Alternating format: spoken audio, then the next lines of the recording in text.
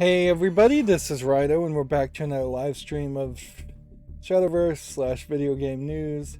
Today is Friday, February 11th.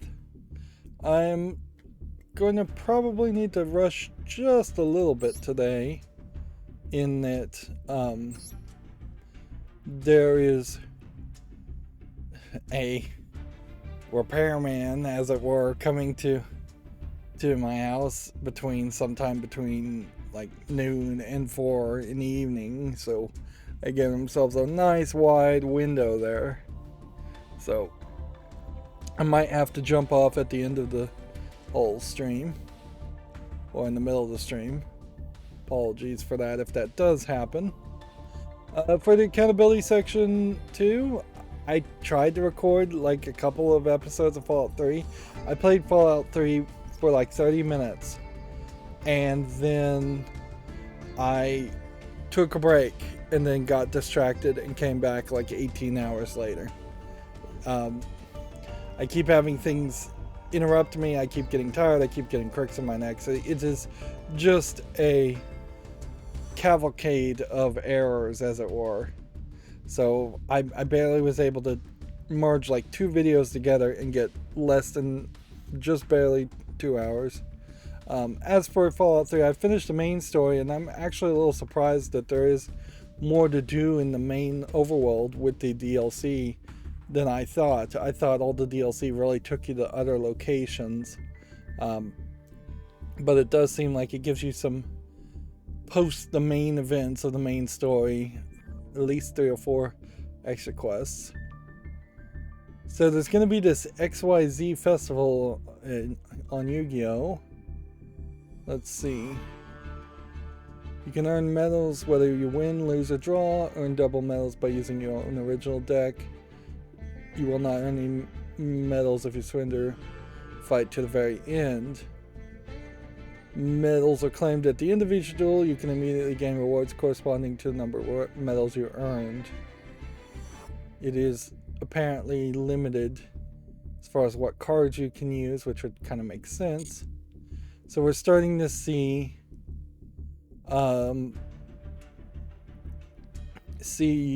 potential beginnings of this game having more features. And then apparently cheating has already started, although in all fairness I imagine cheating started on day 1. They've receiving reports of that regarding the use of cheating tools during battles and investigating missions. Into this addition to this, and to also work on preventing, we are working on preventing cheating. In order to continue providing a fair game environment to all players, we will be monitoring and investigating all actions that violate terms of use. Blah blah blah blah blah blah. Yeah, and at a certain point there might be a level of automation that they would consider cheating that other people wouldn't consider cheating. But I think pretty much they're gonna lean in on the idea that anything automated at all is probably giving a computer a mechanical advantage compared to people who don't have the ability to automate things.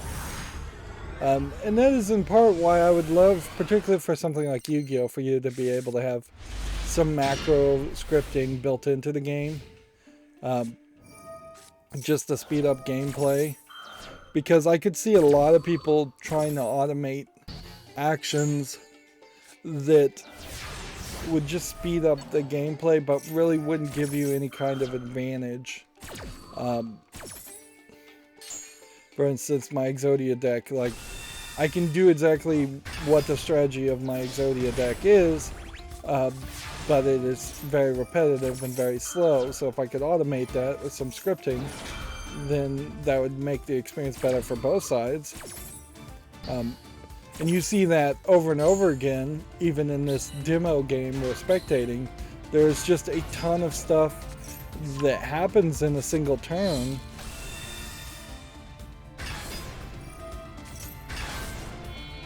what would be unequivocally, undeniably cheating is if there was some program out there that was modifying what cards you draw, or showing the player what cards the opponent has, or giving even maybe a percentage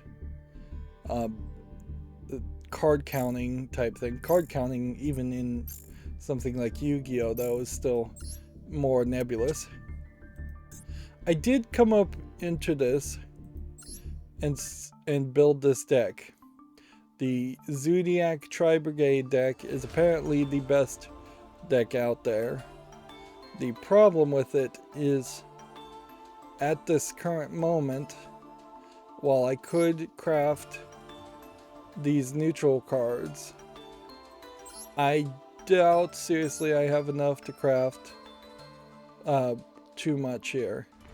I can like craft one maxi, of course, and I really won't have any more crafting points until I have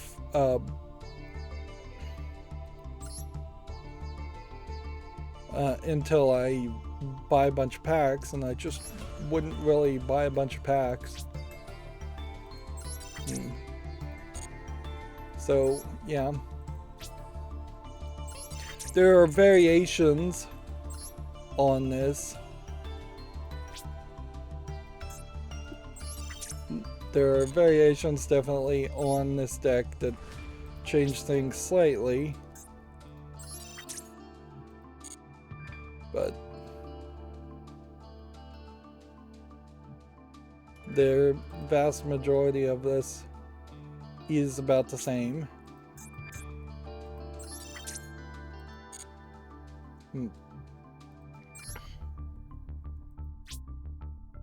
And seemingly there is no button here to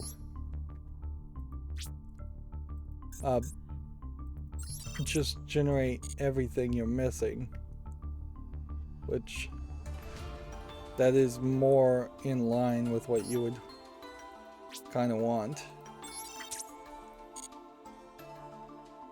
And yes, there is a danger, certainly, that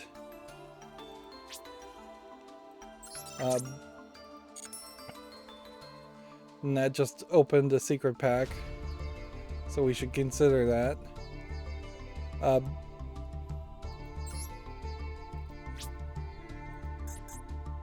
This version of Zodiac Tri-Brigade is kind of the cheaper version. And then these extra cards, while you do want them, they're going to have less value, certainly, than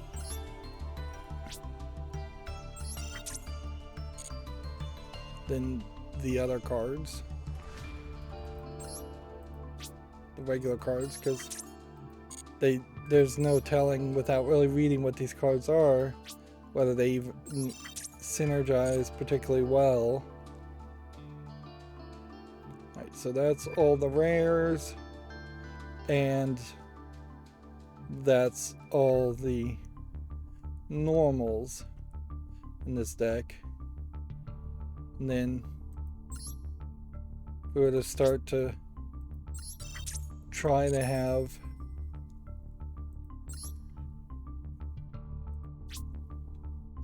these super rares crafted. You're gonna quickly run out of crafting points.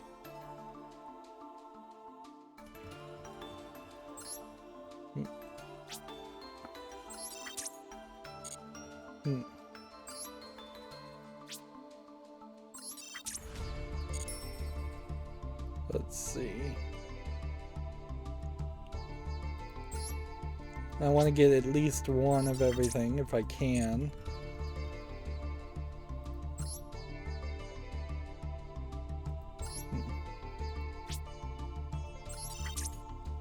And very possibly I'm just boning this up completely. that.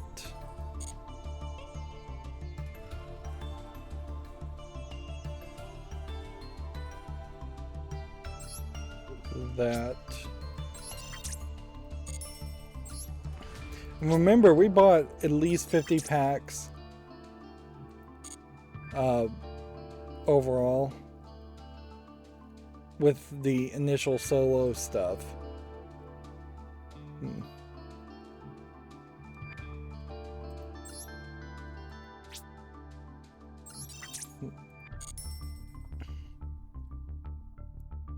And so I have now less than 30 you would need to craft this, less than 30 you would need to craft this, a much better amount of rares and normal cards as far as crafting those cards, but that's not really going to help.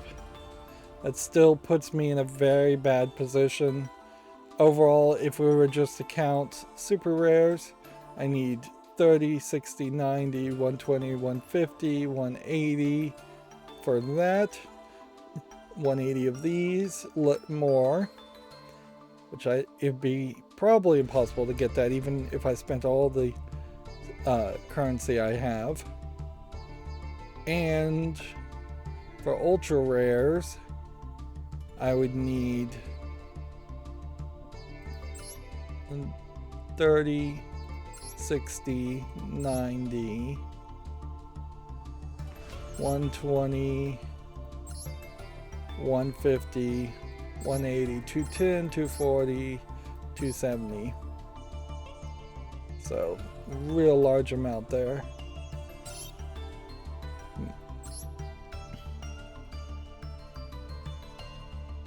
And this is relatively a budget top tier deck.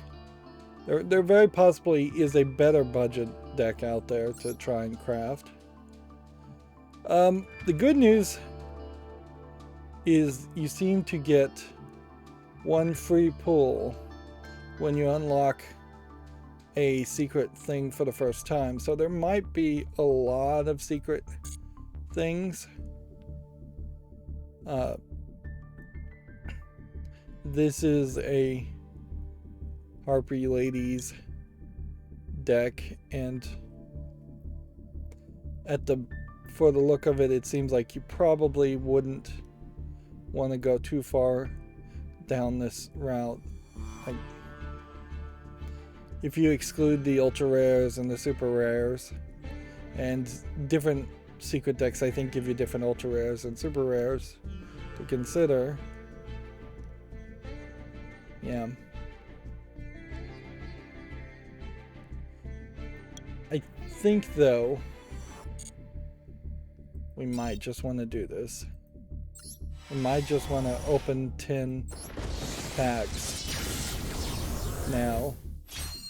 And that may leave us a little short for the next expansion, but with this XYZ festival, maybe we will see something new happen there. And remember, these secret decks also, though, only give you 4 of the pickup cards. So that's something to consider also.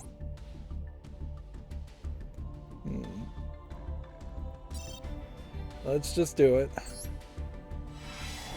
Maybe we'll get lucky and find one secret pack is really not that good. And we can skip out of that.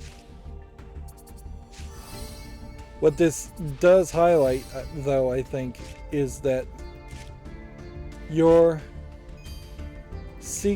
opening of secret packs or crafting decks will then put you down the path of opening secret packs.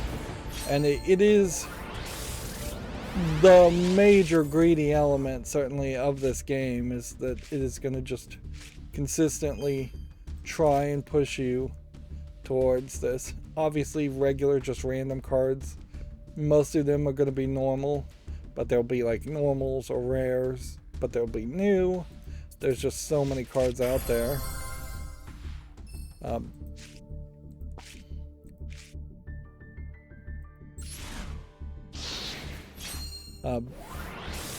So I definitely am not going to go and try and look up another online deck and craft something else, because that is just going to be more of a push for me to potentially purchase more things.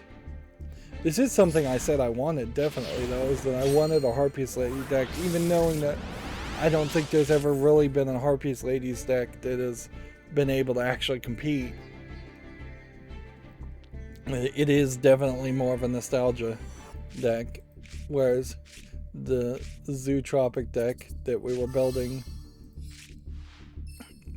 doesn't actually work at all as far as nostalgia, because I don't recognize any of those cards. And we have had like full confirmation that there are expansions to Yu-Gi-Oh! That are not in this game, and they're gonna, I assume, work to add those expansions and try and get closer to day one launch, I would assume.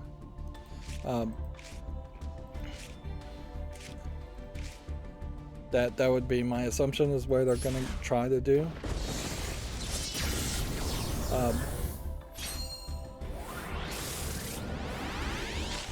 I did the survey again, and I'm not sure I really got gems for it, but it did feel like that's a pretty good card, or at least I think it's a pretty good card.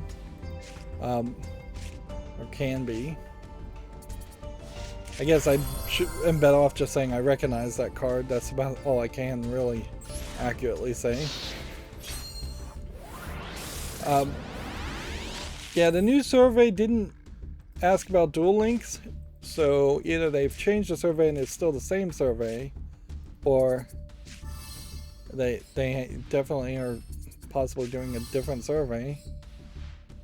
Man, just opening 10 packs though is gonna immediately give you that one free pull. And I'm not sure I really got free pulls before, so that might have been something new that they've added to these secret decks. And if it were a case that finding a secret deck gave you one free pull always, not just the first time, then that feels like a really nice feedback loop, where instead of it being kind of a hassle to get a secret deck, each one of these secret deck keys would mean something really nice.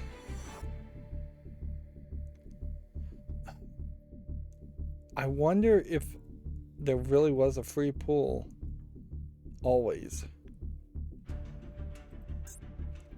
Did I miss out on a whole bunch of free pulls potentially by just not clicking on things?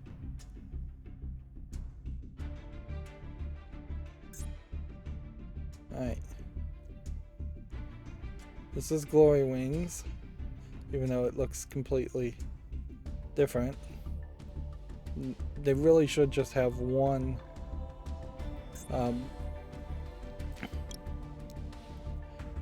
image so it doesn't spin around, even though I understand why it would have multiple images.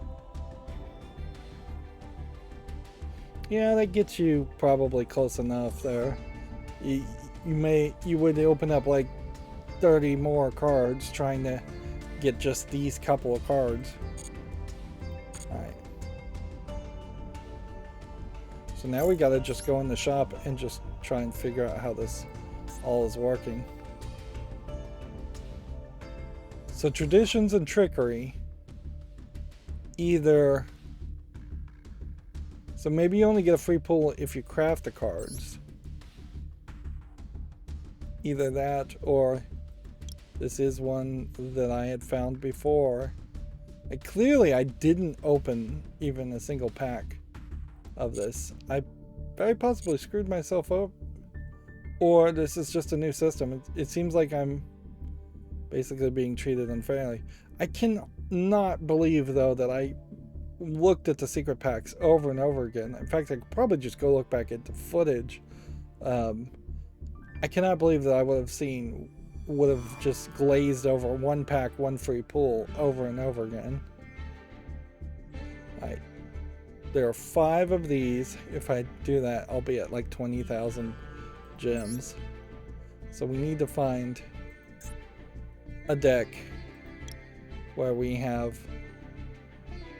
a decent amount of cards already.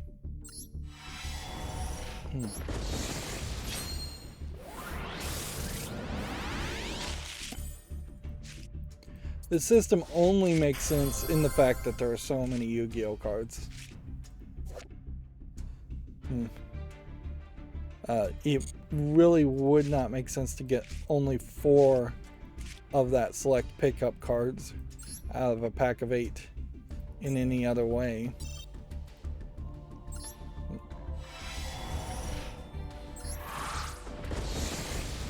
And I assume if I find any keys here, it would just be opening the same packs that I've already seen. But what this does seem to indicate is the overlap in certain cards is not as big as I thought. Because I honestly believed I probably had seen all of the secret packs already. Maybe a couple had been glossed over, but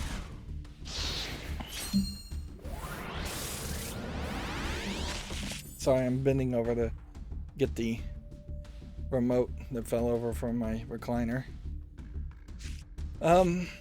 Yeah, it is possible that there's 20-30 secret packs out there with just different cards.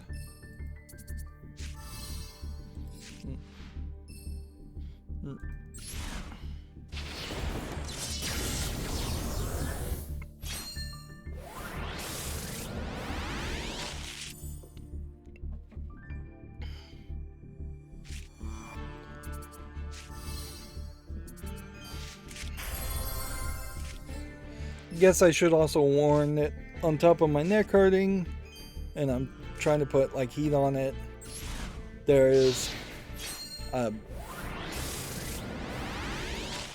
this like whole pizza day thing, and I tried these Papa John's New York style pizza, and boy, do you not really want to order Papa John's for New York style pizza. It's just not what they're known for.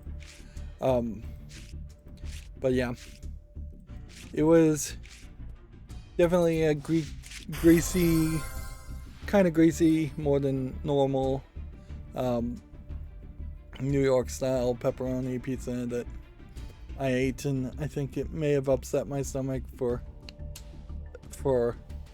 all the grease in it. So I haven't been feeling particularly good for the past couple days. On top of that, between also waking up and not really being able to sleep. So it's just like everything is going wrong lately. And yeah, sure, you can take that as me just making a lot of excuses, but yeah, it's been a rough week, or past few weeks. Yeah. The spotlight for the game Love Letter is premiering right about now on my channel, which that's nice and all, but I'm afraid it might be an indicator that I have gotten lackadaisical about scheduling new videos too, so I also need to take a moment to make sure I'm scheduling things. Like, I really have no excuse at this point not to schedule things. I got the macro working, it works particularly well, so it's not 100% perfect as far as scheduling YouTube videos, but it's definitely good enough.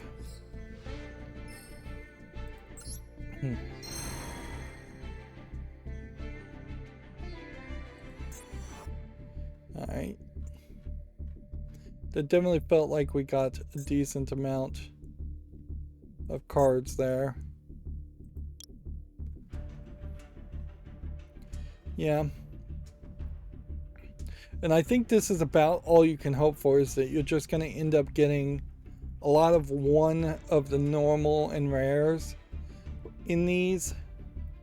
And, well, there's like 5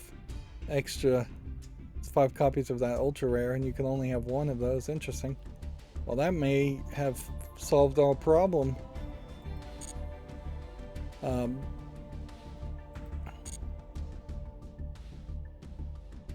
But yeah, these again were either decks that we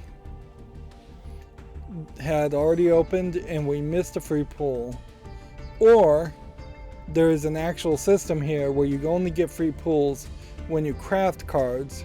You don't get free pulls when you find a key, which that seems particularly unfair. Here's yet another deck that we don't have any cards for, so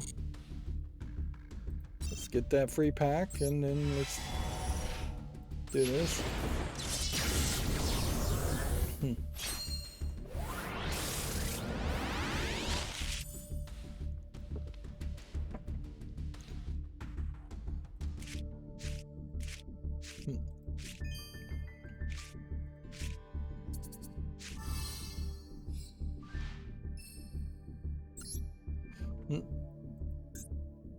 Geez, do I have anything else to even say as we're opening all of this?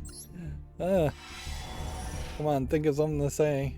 I'm fairly certain this is a brand new deck or pack, because I think I would have recognized this animation. Well, when there's nothing else to talk about, I can talk about Destiny Child. The lewd mobile phone game I play. They're promising to adjust the release schedules, and then part of adjusting the release schedule, they've gone back and had us do an event that we had already done relatively recently.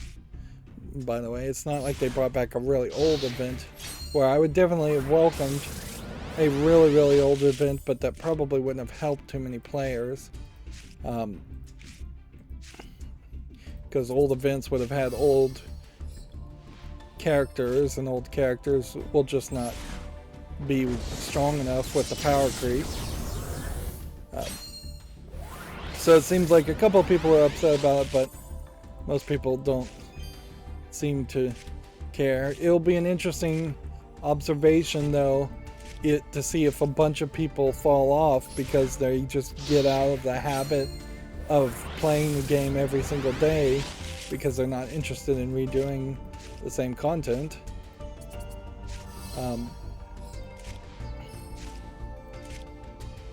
Yeah. And I'm hoping this is completely unrelated, but for some reason, after installing updated drivers, all of a sudden my wired network connection was having trouble when going through my battery backup.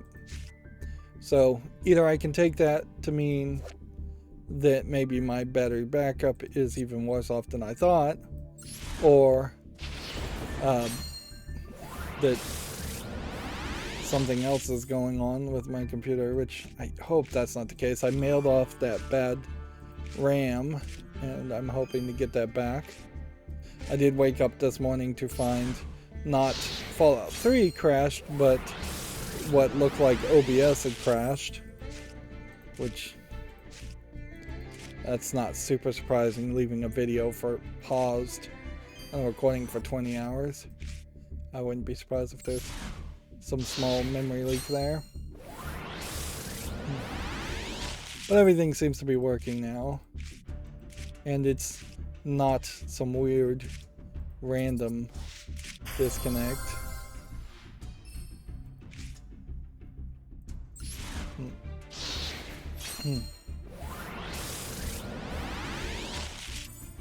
I kind of feel like the drop rate on ultra rares might be a little bit higher now too.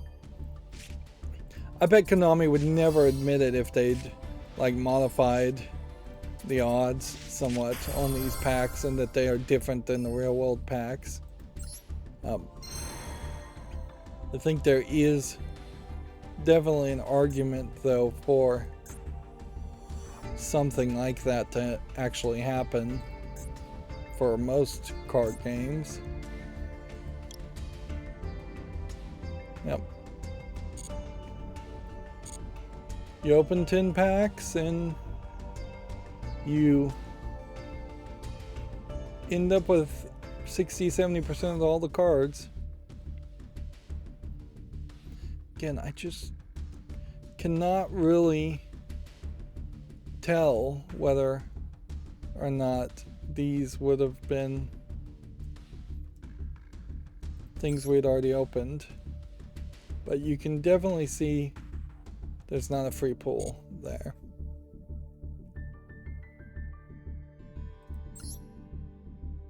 Let's see, on this featured card set you have a couple of cards, but not really enough to excuse buying 10 packs. With these free pools, I suppose there is that possibility that we would get enough crafting points. Of course, if this had more of a equal system where the extra amounts of, well, I may not get an ultra rare here, which means then we'd have to pull another 10, which that's gonna suck.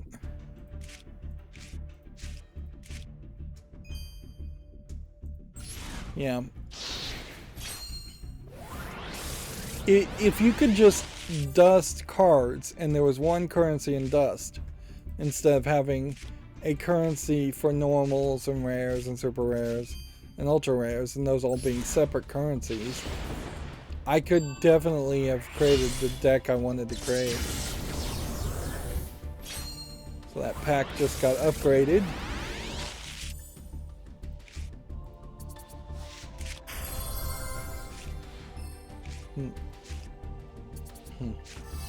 What causes packs to get upgraded? I have no idea. This is definitely where you would cheat more than anything, and this is where other players wouldn't really see you cheating, wouldn't have any way to see you cheating, is if you had some way to manipulate what cards you were getting while opening card packs, or manipulating the amount of currency you have. That would work very nicely in any collectible card game. Yeah, let me see if I can play with my other hand while I try to drink some water.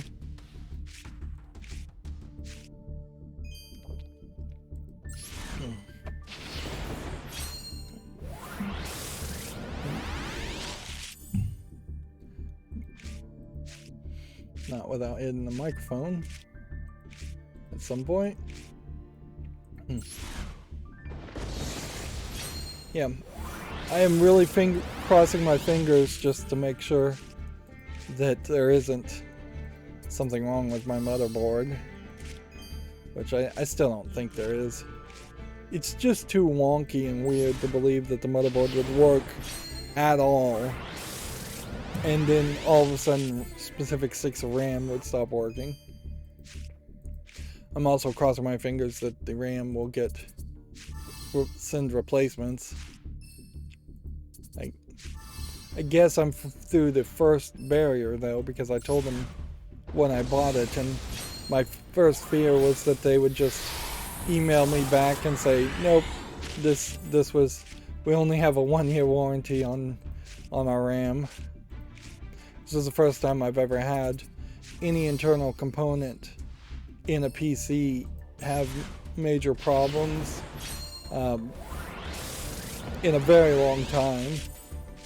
And most of the time when I did have internal components break on PCs I built, it was back when I was learning how to build PCs, and I would not turn the computers off and I would plug them in while it was powered on, which is called hot swapping, and you can hot swap in extremely rare cases, and my case was not one of those extreme rare cases. And then I had a TV tuner video card a very long time ago, back when it kind of made sense that you might want to watch TV on your computer also, back when TVs weren't dirt cheap, and it had kind of a weird conflicting grounding issue that I think probably caused some damage to one of my PCs, but I don't even think it like did major damage even at that. So we have a decent amount of cards in this one. Let's look at this one and compare. We have kind of a decent amount of cards in this one also, so I just don't think there's a choice here. I think we're just gonna get down to like 20,000 gems. And what really sucks here is, while we are relatively safe, there is that possibility that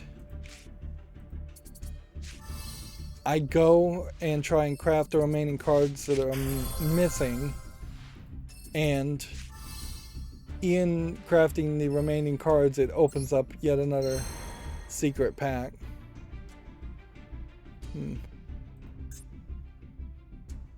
And I'm a little concerned also by buying 10 packs now, since I got an ultra rare with the free pack. Now maybe it won't give me an ultra rare with any of these, and then I would once again need to spend some gems.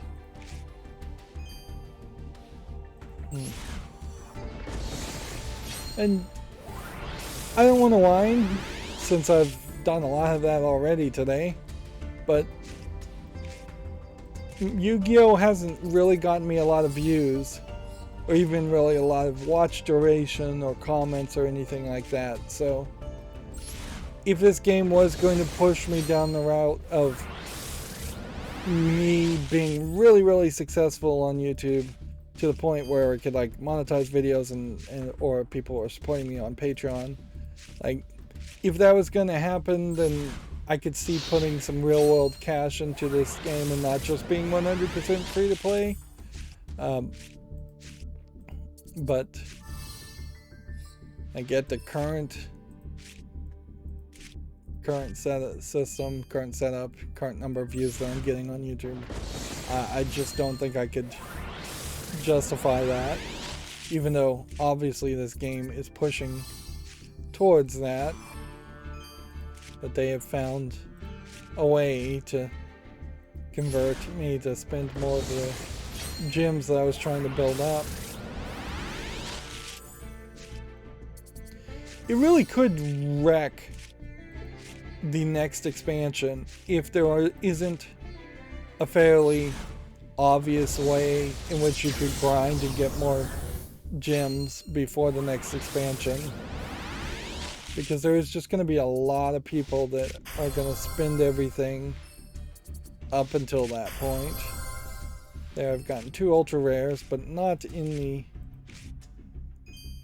pickup cards.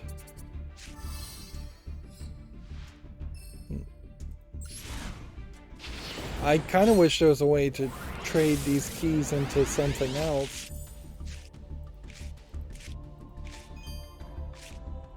Because I got those 2 ultra rares, I assume those will count.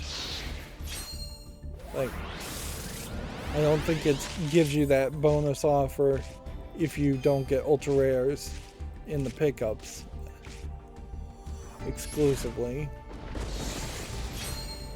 Although it'd still be nice to get an ultra rare in the pickups side.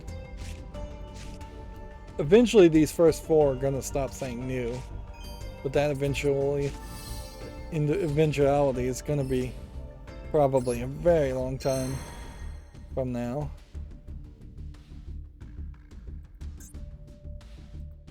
Alright.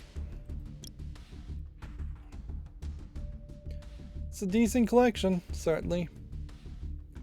Yeah, it definitely feels like if you were going to have enough gems to open up all the secret packs, you probably are going to just get mostly the rares and normals, and you still would be better off trying to just handcraft the ultra rares and super rares. Let's see, we've just opened a whole bunch of these. By the time Monday comes around, they'll all be gone again.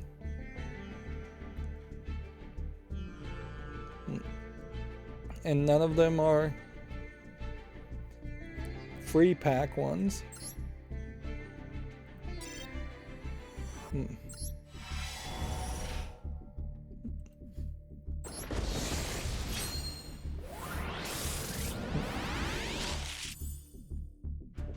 I suppose it is possible that I did get free packs with each of the secret packs and just don't remember it. This is a pretty good card. Or at least the Exodia deck. What does this card do? It adds a spell counter, max 3, you can remove 3 to draw a card. Yeah. I saw an Exodia deck that used this so that you could just continuously draw cards over and over again to get Exodia on the first turn. Like most scenarios where you are trying to get Exodia on the first turn, which is about the only time Exodia works, it was incredibly slow.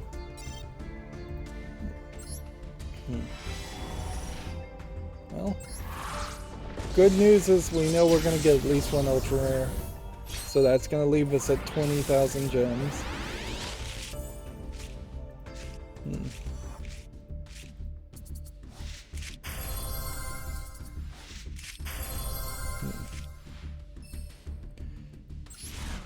It might be a case that these secret packs only have cards that don't open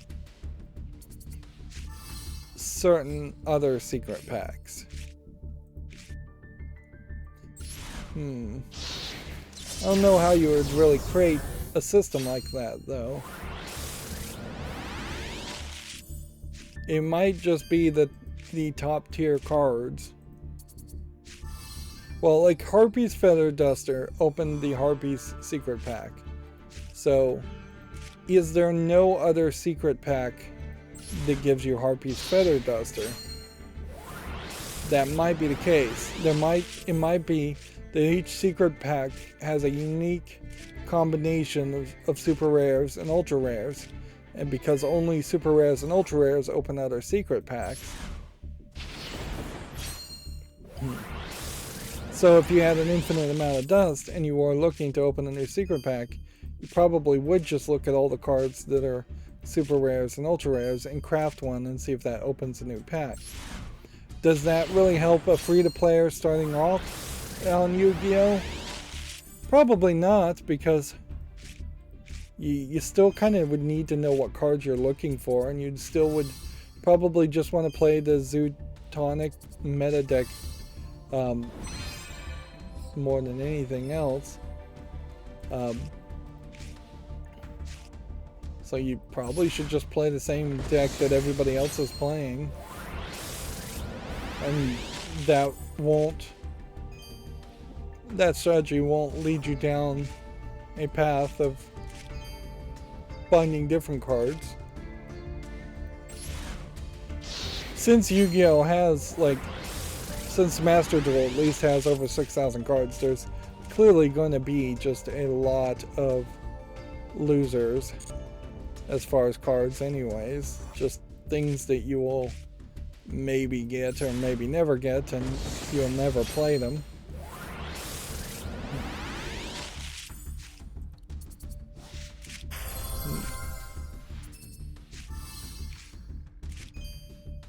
Hearthstone had eventually this kind of starting bundle thing that they offered. And I kind of feel like both Yu-Gi-Oh! Master Duel and Magic the Gathering Arena failed to to embrace that idea. See, this is funny. This is the card that is in this special deck, but you got it not as a pickup. Interesting. Yeah. Warm King.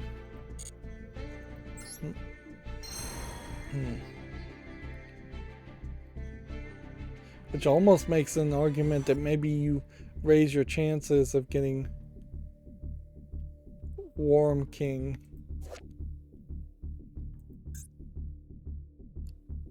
just by getting it once.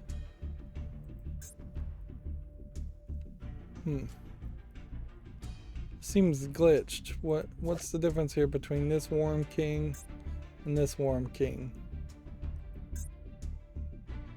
This is just a non-foil type and this is a foil type, okay.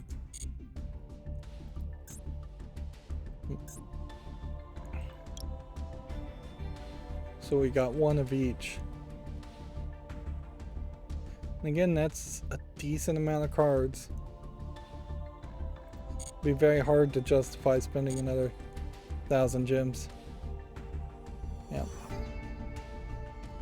Just a ton of secret decks.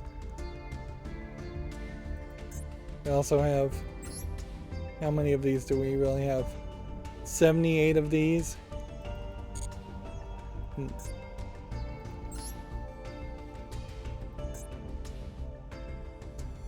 Where are we? Can we seriously look and see how many we've really collected as far as the whole shebang? 6,750. I'm seeing maybe we're somewhere around 30, maybe 40%.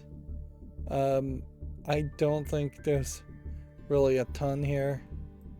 If we were to specifically bring it down to just normals, it kind of feels like the percentage might be a little bit higher, but not that much higher. And then if we were to contrast that with like ultra rares, it looks like the percentage is much lower. That we maybe have 10 or 20% if I was just to make a rough estimate of all the ultra rares. It honestly doesn't even feel like there are that many ultra rares, but certainly there is enough to break the bank. Okay, let's see if we can now come over here, dismantle all extra cards, which is going to give us no extra ultra rares and no extra super rares at all. And I find that hard to believe, so let me check this. And see, this is just not really a good system that we have here. So I could dismantle like the 3 copies I have here, because you can only have one of them like that. And I could certainly like dismantle 2 of these.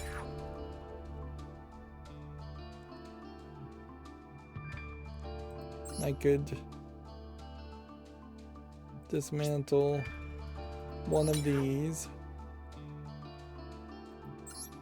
and dismantle 1 of these. We're having to really scrape the bottom of the barrel on this whole system.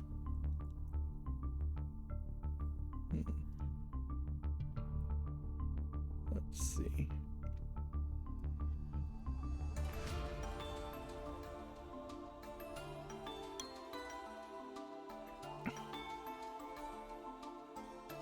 2 copies of that, 1 copy of each of those. We can dismantle. Oh, apparently we can't dismantle this. I don't know why we couldn't dismantle that, though.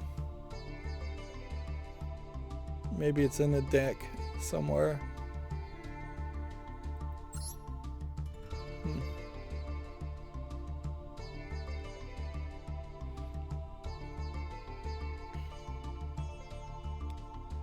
So, yeah, with those filters, that didn't really get us that far. We don't have enough to craft anything other than maybe 1 extra super ultra rare or something. Just generate that. And yeah, see, I shouldn't have even done this because this is exactly what's going to happen.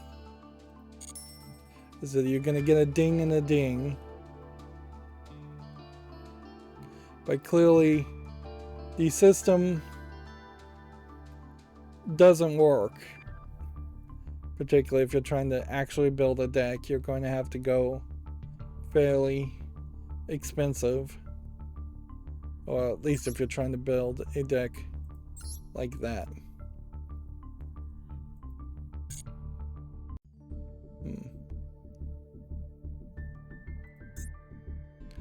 Yep, and we've just caused complete ruin for ourselves. Because now that is going to justify spending the last 2,000 gems we have. And we're just going to be down to nothing.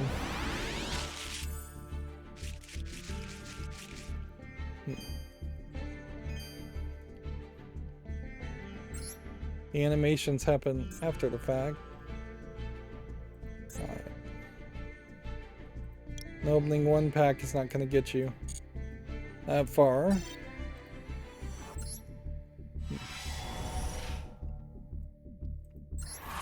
So clearly I need to pay a much bigger amount of attention as far as just daily quests.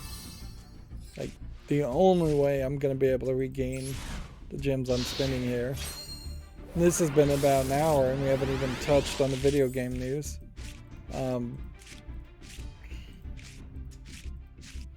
Which for the most part, video game news wise, I don't think too much has happened.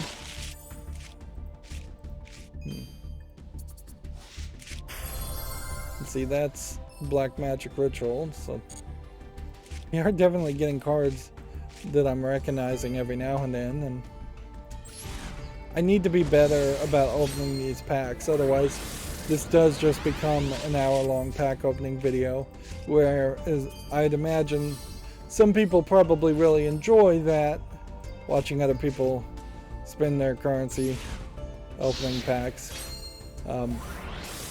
It's not like right now is particularly a special event or a particular reason why I should be opening the packs. I should have waited until the next expansion and then tried to craft a deck. But I probably would have done it in the opposite direction and opened like 50 packs on the new expansion, then tried to craft the Zootronic deck, which may not even be a relevant deck at that point. And once I started crafting those cards, I might very possibly start opening up more secret packs.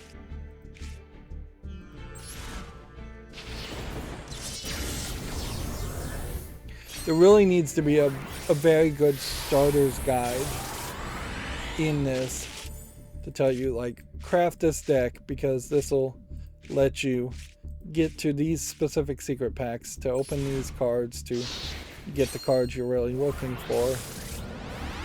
There very possibly is a Zootonic expansion secret deck out here, and I just am not sure which one it would have been.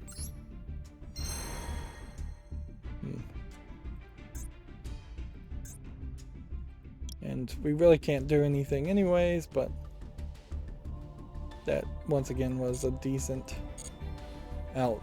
turnout.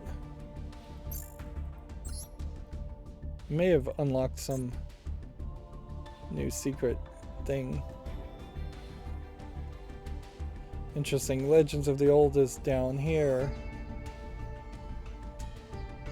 because I got a bunch of coins or keys that have, I think, refreshed all of these once again.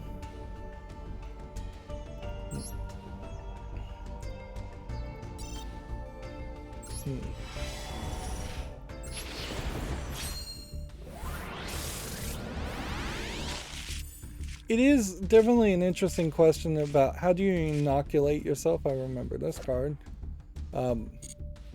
Against all the flash and nonsense visually that you see when opening card packs, because clearly the game is trying to manipulate you visually, emotionally with the sound effects. It's trying to get you into that gambling mentality. And there definitely are people that are very, very susceptible to that, and theoretically I would assume that there are some people that aren't that susceptible to it. I'm probably not that susceptible to it myself, but I imagine anybody would believe that, and the proof would be really in the statistics. Overall, I believe I did spend a little bit of money in Hearthstone. I don't recall if I ever spent any money whatsoever in Magic Gathering Arena. Maybe I did buy some kind of starter pack. That is very possible. And in Hearthstone, I only bought a starter pack and the DLC expansions, which in retrospect were probably ripoffs in that you had to actually buy those. I probably bought a couple of those actually in Hearthstone. I never put a dime into Shadowverse, I know that much. And I know I haven't put anything into Yu-Gi-Oh! I didn't put anything into Duel Links, which I didn't even really play Duel Links. I just spotlighted it and looked at it and found it wasn't for me. In a lot of ways, I guess Konami probably did themselves a small favor by making Duel Links and learning how to make a mobile game first, if that really was their first Yu-Gi-Oh! Mobile game, then coming out with Master Duel after the fact. Although, in a lot of ways, I think they probably hurt themselves somewhat also, because I imagine there's a lot of people that were not particularly enthralled with Duel Links coming out, and they probably got some negative pushback from that.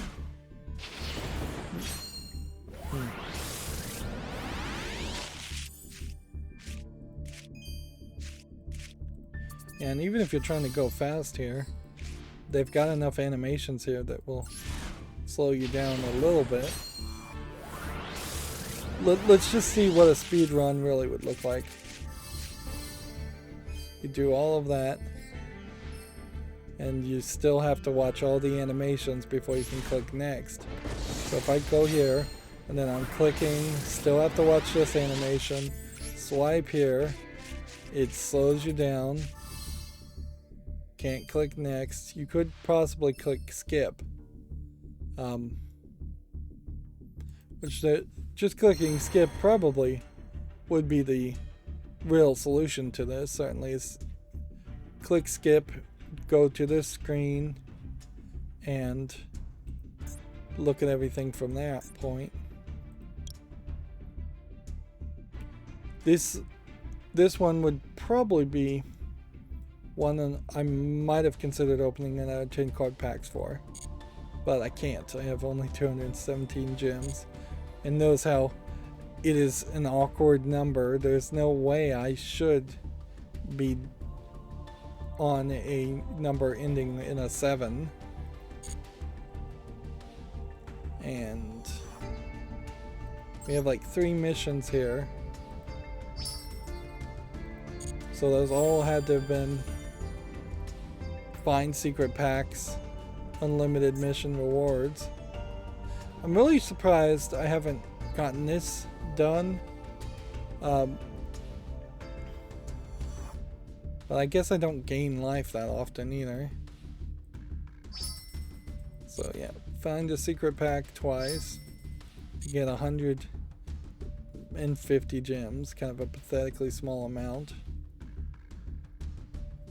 Yeah. Then all the other daily quests are about playing ranked. So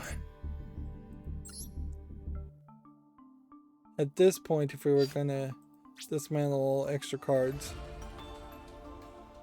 that is just gonna bring up normal cards.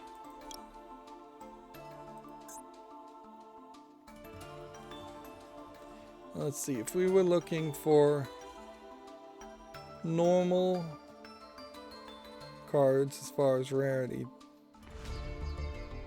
that's not card type. Rank, it would be this. N for normal.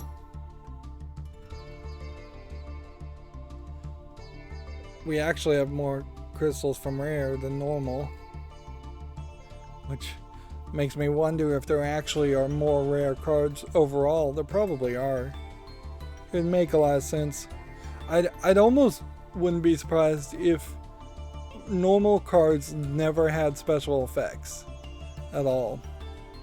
And there would be a potential way to play with only normal cards that were yellow bordered. I bet a bunch of the really old cards are normal too. There's no way to like drag a box and craft a whole group of them. So I can make about 20 normal cards with the amount of dust I have. Maybe double that, 40 for rare cards, because it's 30 of the card points anyways. Alright. So that was over an hour of playing. Oh, by the way, I think that this showed up. If you lose at gold tier, you can fall downward. Which that was slightly surprising, but not completely unexpected that you would, that would happen.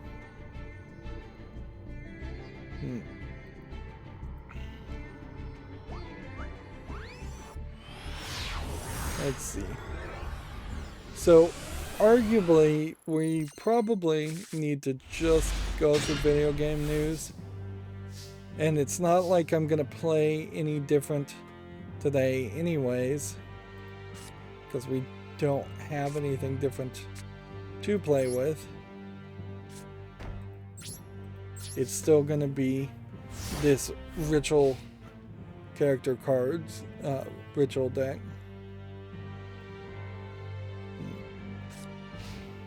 So it might even be beneficial just to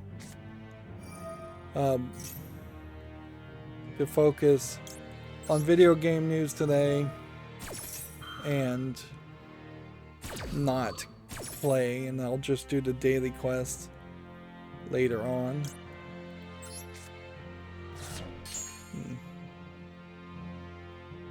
So yeah, I will definitely consider that.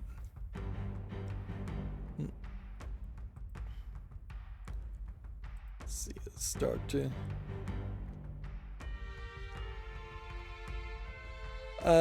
the indigenous platformer Never Alone is getting a sequel and a Switch port, according to Video Games Chronicles. I have wanted to play this game for a very long time, and it's just always been very hard to justify playing it, as it's just kind of this unique thing. And funnily enough, this now just gives me another excuse to put it on the back burner as a game. Yeah, indigenous Americans, I believe, is what they like to be called, instead of Eskimos, which apparently is a slur and maybe always was a slur in a lot of ways. It's very easy to hear these phrases as they were commonly used by other people around you and not realize that perhaps there was some negativity in the phrase that was unintended by many of the speakers using it. I don't know if there's really a lot to expect from the game itself, though. It'll probably be fine, but not anything huge or super long. Well, boy, did I just get beaten in like 2 turns. That is something that definitely is going to get tiring, certainly as far as Yu-Gi-Oh! Horizon Forbidden West accessibility features have been detailed, including custom difficulty settings, fully remappable controls, and a co-pilot system.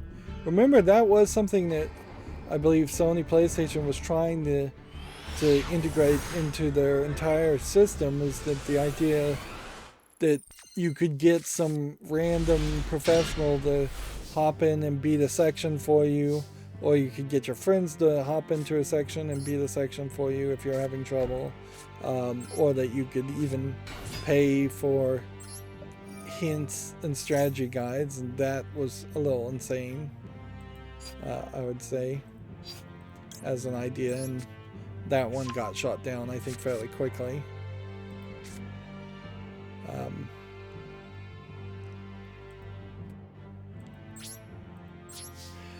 So the fact that it's built into a specific game highlights in a small way how it's not built in general.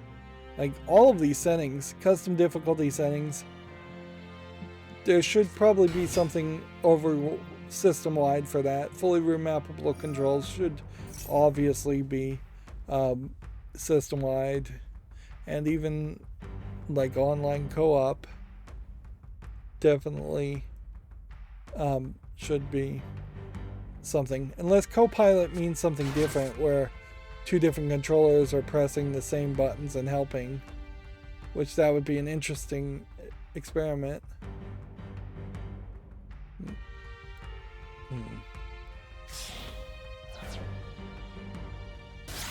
There's apparently an easy loot system, so you don't have to detach resources from the machines before killing them. Co-pilot grants the second PlayStation controller with mirrored controls access to the game, so 2 people could be pressing the buttons. So it's not a co-op mode in the sense that there are 2 characters, it's just 2 people sharing 1 controller. Which that's an interesting idea that will be abused, I think, more than it will actually be used the way they expect it to. I could definitely see a lot of little brothers and sisters messing with their siblings by pressing the wrong buttons. I could see a lot of fights happening there too. And remember, these are Bluetooth controllers, so it's not something as simple as just unplugging a cord. You'd have to straight up wrestle the controller out of the hands of the sibling and take the batteries out of it.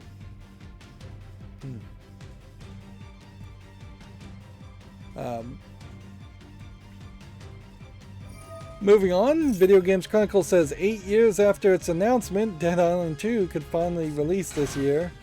It was announced in 2014.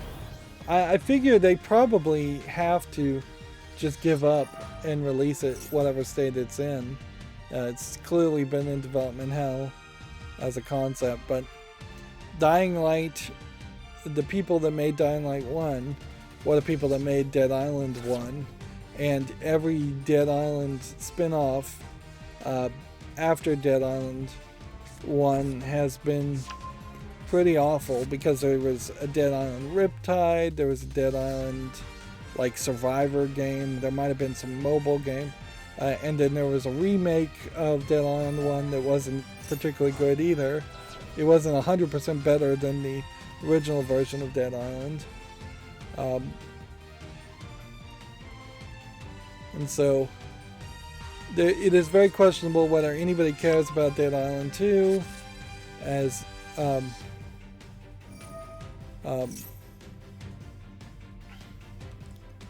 or whether they're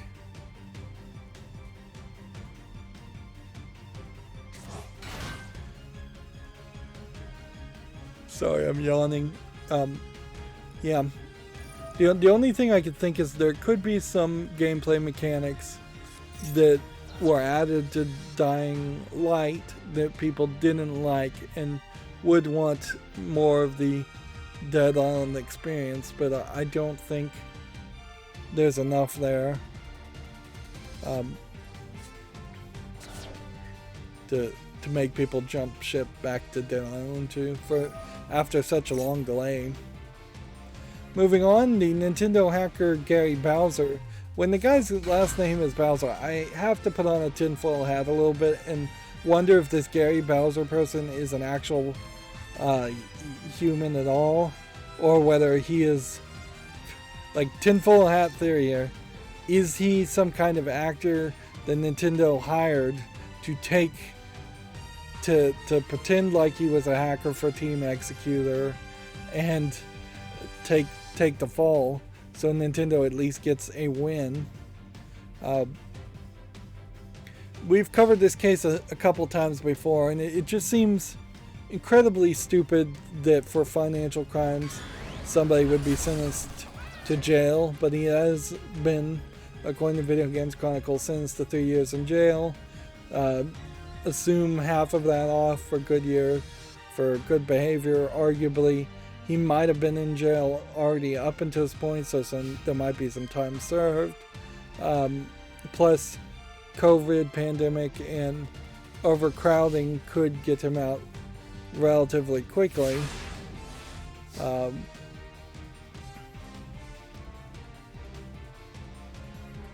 But it is still absolute insanity that for a financial crime there would be a criminal prosecution there.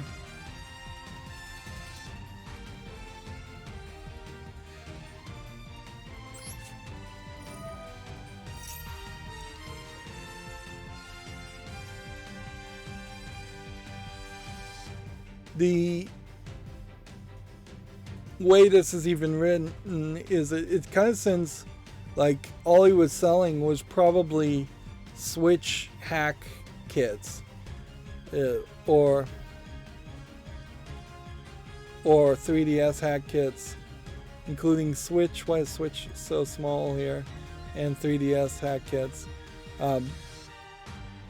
and he potentially wasn't even selling the ROMs or the copyrighted elements, which seemed to have been completely not considered. And the way they're phrasing this, illegal ROMs, is prejudicial, certainly, in a legal sense, because ROMs themselves are not illegal. Copyright infringement is illegal, and frankly a lot of illegal ROMs shouldn't be considered illegal because they should be considered abandonware. There should be a legal understanding and difference between, say, getting a ROM for Super Mario World, which is a relatively new game that's still available for sale, versus getting a ROM for Super Mario Brothers or Super Mario World that came out for the NES and has just been mostly abandoned, and then they brought it back with their own ROMs and their own emulators. It's not like Nintendo really has clean hands when it comes to ROMs. They are literally selling ROMs too, and in a lot of ways I would suspect this is probably a blow against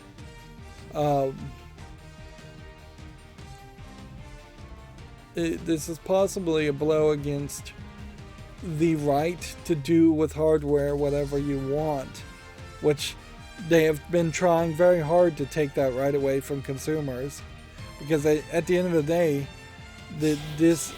they generated tens of millions of dollars in sales. So they clearly there were people out there, consumers, who wanted to modify their Switches and 3DSs, and the government is saying, no, you can't modify your Switch and 3DS to run any software you choose. You have to be locked into the walled garden of Nintendo and pay the exorbitant Nintendo tax and markup that Nintendo charges for its often fairly poor quality old games, ROMs.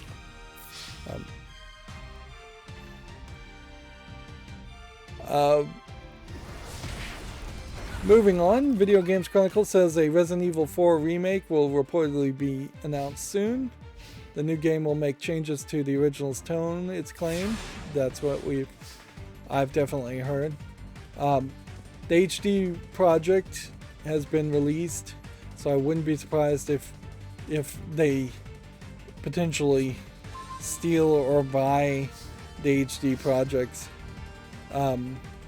assets to use in a remake. It is also worth mentioning that they have settled with the artist who Konami or Capcom, I forget, whatever, the makers of Resident Evil 4 stole the art basically from an artist and didn't pay a license for it, and was being sued by that person. And so that hurdle that needed to be cleared before they could actually announce and make a Resident Evil 4 has been cleared. Though the problem is, though, that, and you've probably heard me say this before, so I'll try to keep it concise and not go on a rant. The tone of the Resident Evil series just got incredibly more and more ridiculous. Probably somewhere around, it just always was getting more ridiculous. Even Resident Evil 1 had like the Jill sandwich and the live action cutscenes, and there was just a level of ridiculousness there, and it only got worse and worse with Resident Evil 4 when you got away from zombies and got to the Ganados, and it got incredibly ridiculous when you start getting to Resident Evil 5 and 6. And now they want to have some remake of Resident Evil 4 that fits in a very different world, that fits somehow into something like Resident Evil Village. And that's going to be a very tight bridge to create and narrow bridge to walk. And while some people will definitely miss the cheesiness of the President's Daughter and Ashley, if she was just completely missing from the story, I don't think too many people would be upset with it. And like I said in the previous recording, there is definitely an argument to make a Resident Evil 4 remake that is not really a remake at all, doesn't have Kennedy as the main character, doesn't really take place in Spain, doesn't have Ganados, and you're just going to go in a potential different direction with some of the original characters.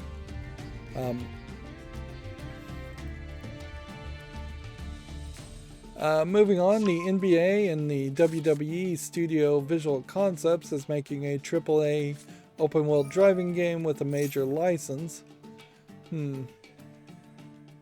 So that seems weird.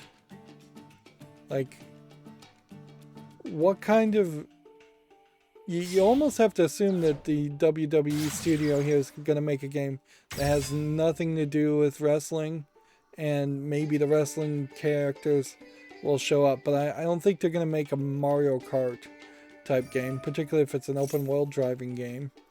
And you almost have to assume the same is for the NBA too. So what kind of cars are they going to get? Is it going to be a bunch of Jeeps or like Ford trucks? It'd be very weird if it's kind of European cars or something like that, or little small Asian cars. Like I kind of feel like Jeeps or trucks of some sort, whether it's Chevy or Ford, something that could be very open world and more like a off-road experience in an open world setting might make some sense. And if you went in that direction, you'd also have a game that goes in a very different direction and feels very different versus just a competitor to Forza, which would be, I guess, your biggest competition there. Moving on, Call of Duty Vanguard Season 2 patch notes and gameplay trailers have been released. Check out this article if you care. I'm going to try and rush, so I'm going to move out. Assassin's Creed Valhalla Dawn of Ragnarok gets a 6-minute deep dive trailer. Check that out if you care. I will say, if you look here, this looks very colorful for an Assassin's Creed game. This really looks more like a Chinese MOBA than it does an Assassin's Creed game. And arguably, maybe Assassin's Creed has just turned into a Chinese MMO or MOBA. Salt and Sacrifice and Hello Neighbor 2 have been featured in a new PlayStation indie game showcase. Apparently, Sony showed off 7 upcoming indie titles. Which, okay, what are the other 5? Ninja Turtle, Shredder's Revenge, a game called Animal Well, Samurai Gun 2, Post Void, Moss Book 2.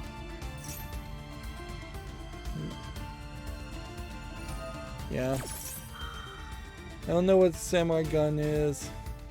Post Void looks weird. Animal Well looks weird. And then the Ninja Turtle game is probably the most interesting one to me. Since I'm trying to rush here, I'm not going to look at any of these trailers. I'll just say check out these trailers if you want to. At the moment, we can only assume that they're on PlayStation, so they may never come to PC, even at that. Moving on, it looks like Mario Kart 8 Deluxe's DLC tracks could be coming from Mario Kart Tour. There was something I definitely saw where Mario Kart 8 was releasing tracks from the previous Mario Kart games instead of making a new Mario Kart. It is, I guess, possible that these tracks are from, or the versions of those tracks from Mario Kart Tour. So like here is a picture of Mario Kart Tour, and here's a picture of the Mario Kart 8 Deluxe. At a certain level, it kind of sucks that they're just adding more tracks to an existing game, but it kind of works too. This guy has 6,000 health? It's ridiculous.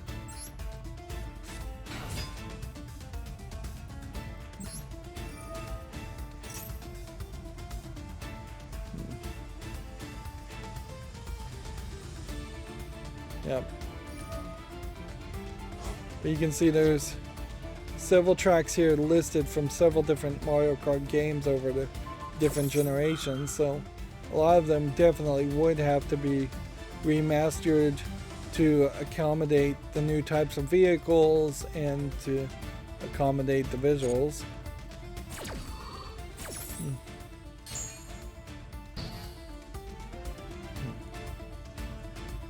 Okay, well that didn't work. Let's see if we can activate something else. If we can't activate our effects, then we've lost anyways.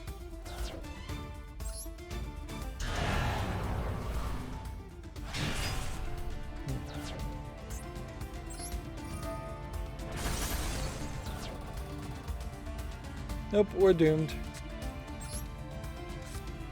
Unless there's something special about this guy.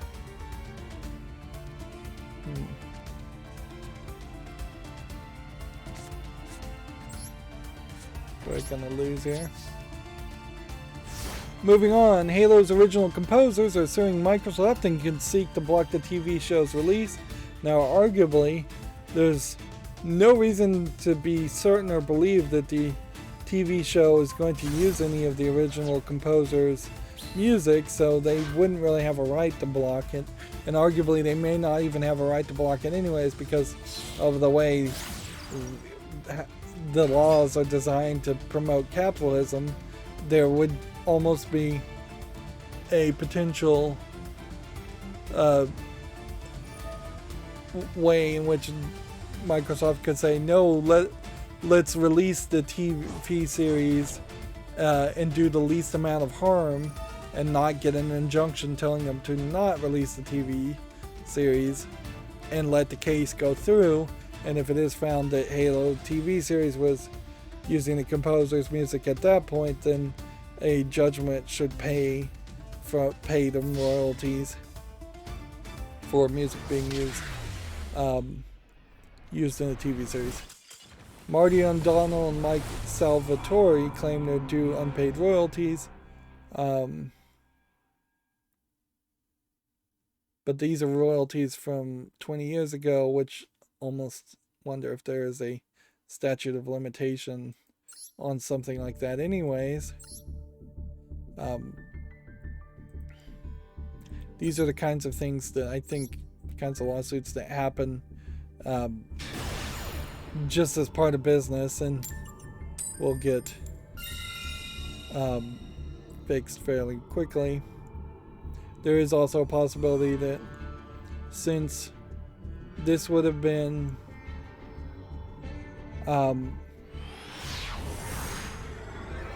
they could easily just they could certainly be making the argument that it's actually Bungie that owes royalties, not Microsoft, because Bungie was the people, the work-for-hire company to make the original Microsoft franchises. So it really might just be a case of Microsoft playing hardball and not being willing to pay money that they don't feel like they should have to pay. Moving on, Sony says Horizon has sold 20 million copies ahead of the Forbidden West release, which I guess that's good to know as just a general metric.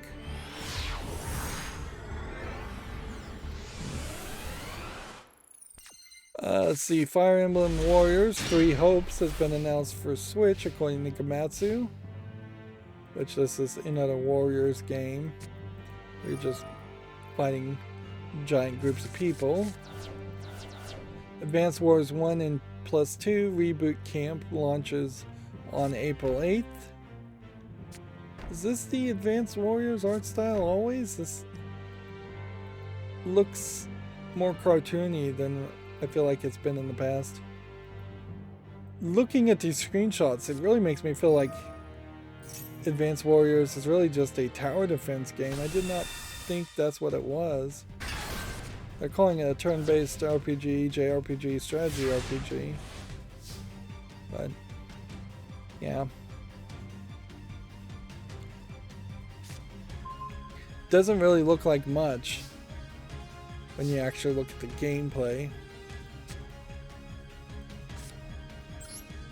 Which that might indicate something, certainly, that Nintendo, when they are putting out their B tier and C tier games,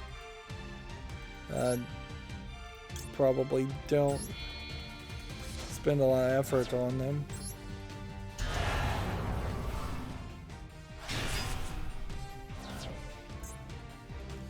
it definitely is an argument against Nintendo thinking about acquiring more companies. Is that they already have too many games they should be working on compared to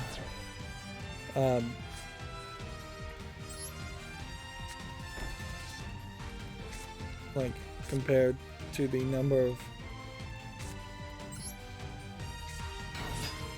games they have manpower to actually make. Even the Nintendo line of games kind of doesn't quite cut it.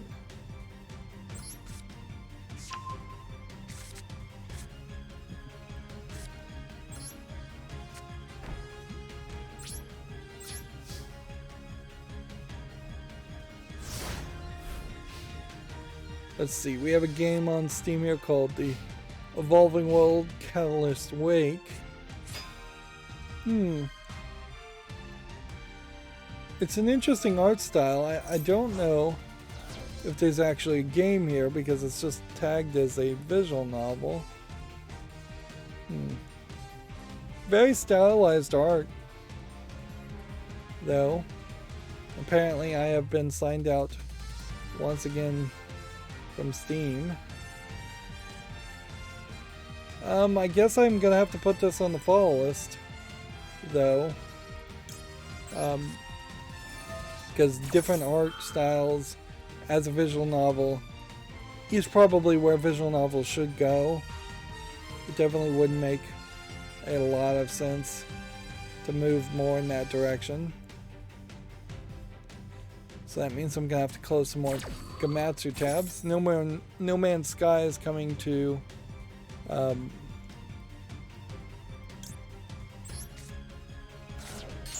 No Man's Sky is coming to the Switch this summer. Sorry. Lost my train of thought. Mario Strikers Battle League has been announced for the Switch, which kind of feels like you maybe don't need another Mario Strikers game. I don't think the first one sold that well, but I guess it just depends on whether or not there's enough kids out there that care about a Mario version of soccer that is not really soccer, in kind of the same way that you have the Mario version of golf that's not really golf.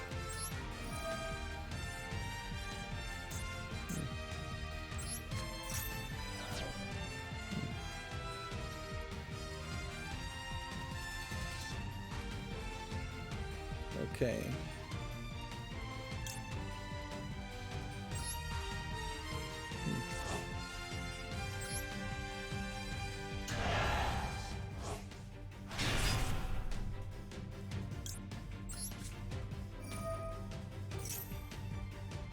I made a mistake. Had I played this one, I might have been able to do something different.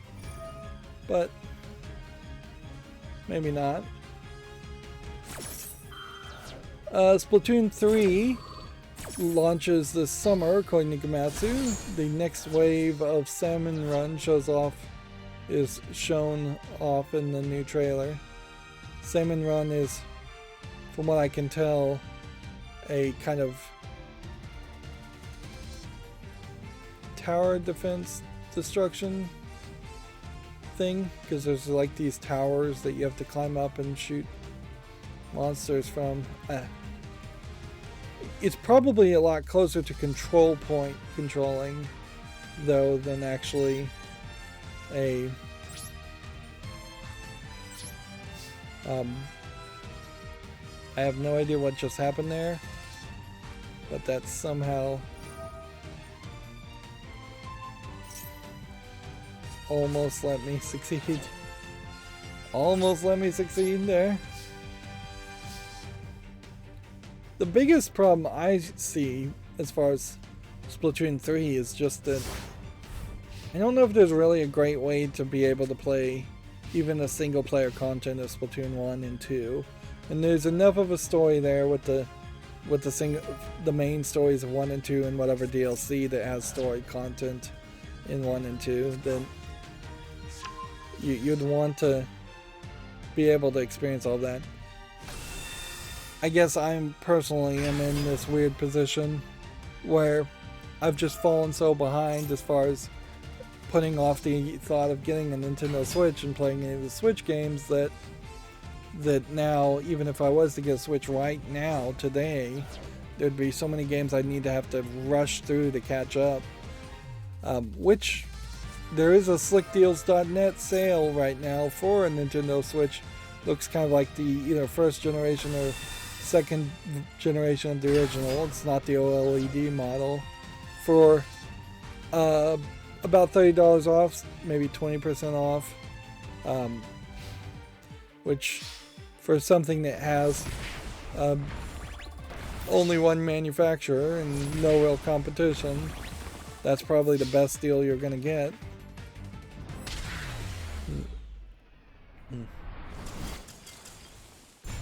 Moving on, Front Mission First Remake and Front Mission 2 Remake have been announced for Switch. I have no idea what this game is. Though it looks like some kind of mech controlling game. Positional RPG experience. Yeah, it says strategy RPG. And, yeah. Let's go back to the menu here. Did I need, as far as any daily quests, to actually win today? Or did I just need to play? Yep. Looks like it is about noon when these things reset.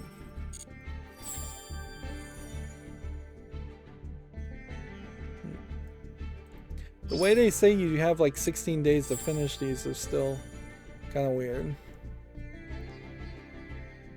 Now I am in a bad position, certainly, and you can't re-roll any of these. So potentially you could get win a duel in ranked, win a duel in ranked, win a duel in ranked, win a duel in ranked, and if you could just never win a duel in ranked, you would never be able to get any more daily quests. And that seems like an unfair scenario that you could end up having. And then we've got to spectate another time for just 5 gold.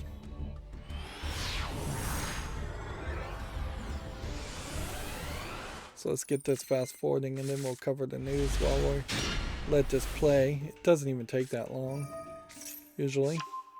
Apparently a free-to-play racing game called Disney Speedstorm has been announced for consoles and PC due out this summer, which, yeah, that's almost certainly Nintendo with the Mario Kart Deluxe dropping the ball. And I could definitely see the idea of jumping over to playing a bunch of Disney Pixar type characters, of which there's more compared to Mario Kart characters. There's probably about 30 to 50 Mario Kart characters, but I bet there's closer to 120 or more Disney characters you could cram into a racing game. SD Gundam Battle Alliance has been announced for basically everything. The SD Gundam series, I haven't heard anything from that in a long time, is the super deformed, what you'd even call chibi nowadays. Super deformed is not even really a genre that's used. But yeah, really tiny Gundams, more kind of comedic in their appearance and probably a little bit more lighthearted in its story, but it's still going to be a Gundam story, so not that lighthearted.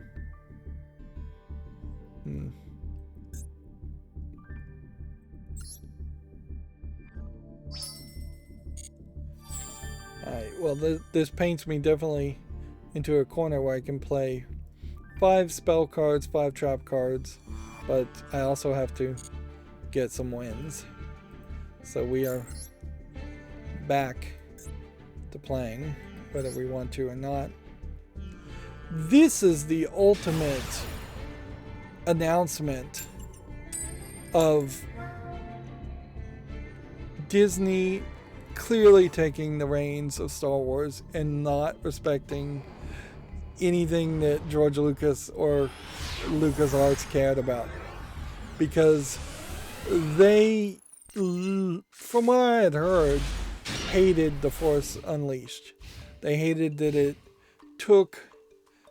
kind of broke the narrative. It introduced this character, Starkiller. He was the first person to ever hold a lightsaber backwards. He was really, really powerful, but he was taking place in a very in a time frame that doesn't really make a lot of sense, as a secret apprentice to Darth Vader. But there, from what I recall, there was like a rule that you couldn't even mention the name Starkiller in meetings.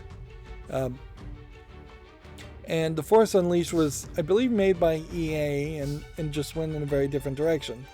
So, yeah, that was just completely disallowed by George Lucas, which in a lot of ways, I guess George Lucas was, for better or worse, the vision head of almost all other Star Wars that remained canon. And arguably the parts that George Lucas made aren't even the best parts of what Star Wars could have been, because the books, some of the books I think are really good. Having not read them, I've heard that people think they're really good. Wow, he's just gonna flip coins.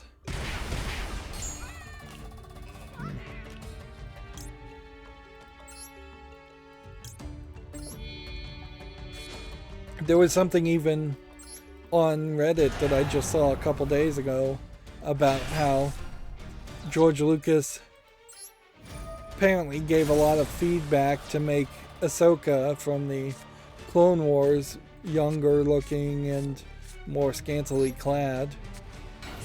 Not that I really have any complaints about what Ahsoka eventually looked like.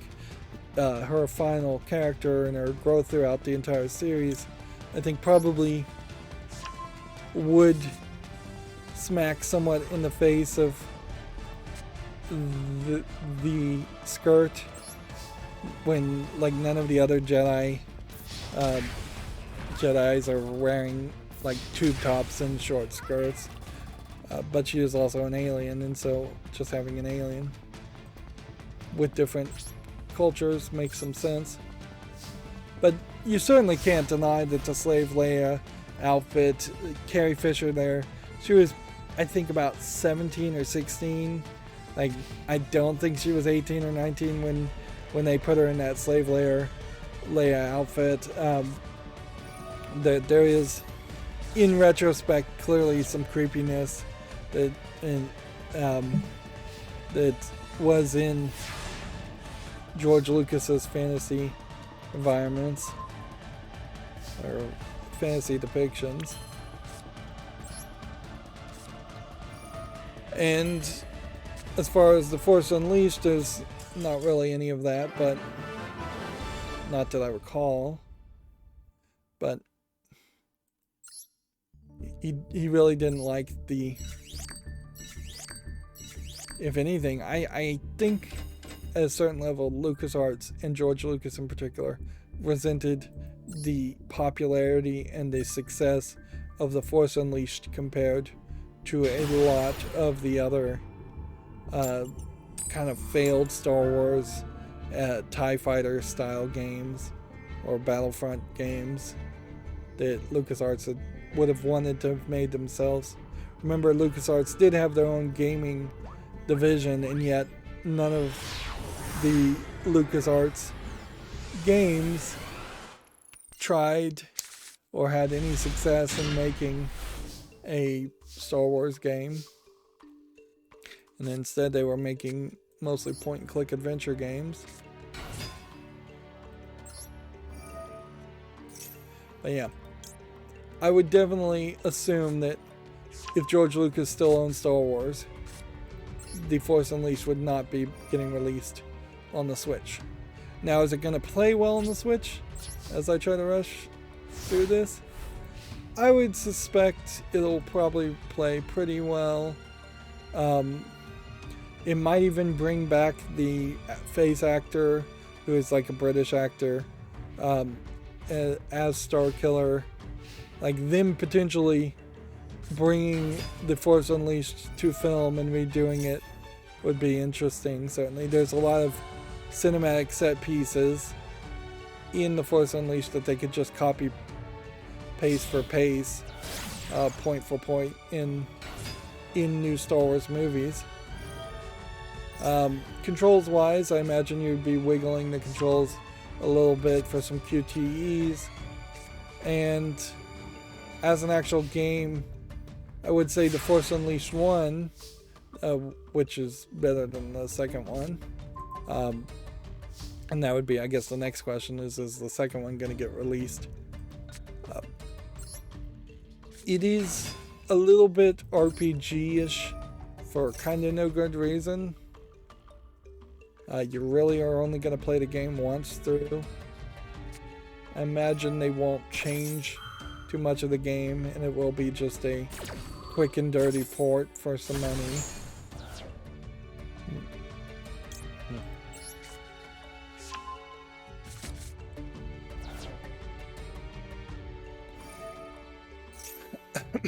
Moving on, Metroid Dread update is now available. It adds new difficulty modes, and a second update is going to add a boss rush mode in April, which frankly makes an argument to not bother to buy Metroid Dread at the moment.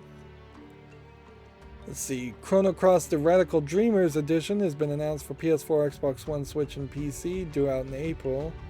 This is very pink, as some kind of spin-off of Chrono Cross. Seems like it's just a couple of pirate girls and a pink dog.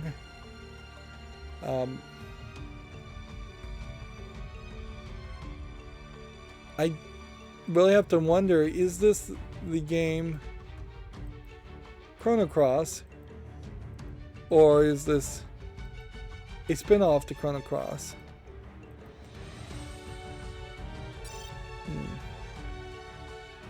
Let's go ahead and end the turn here. It is the game Chrono Cross remastered. Interesting. And so it has these kind of low polygon images.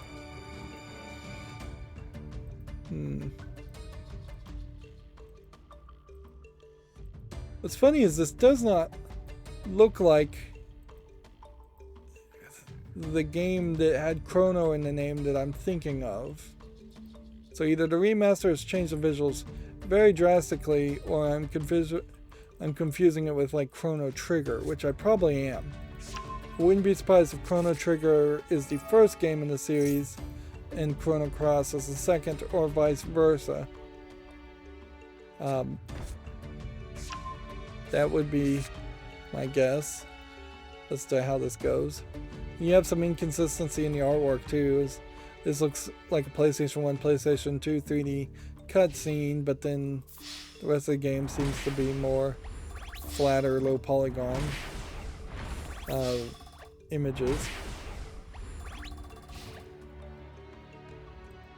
It's possible also that the Chrono Cross game never came to the West, and that's why I don't recognize it, and Chrono Trigger was the sequel that did come to the West.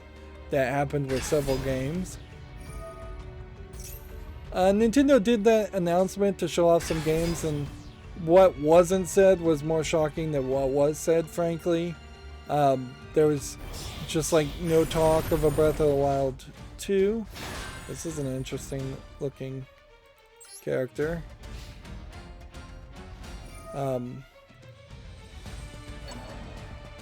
But there was no Metroid Prime 3 talk at all.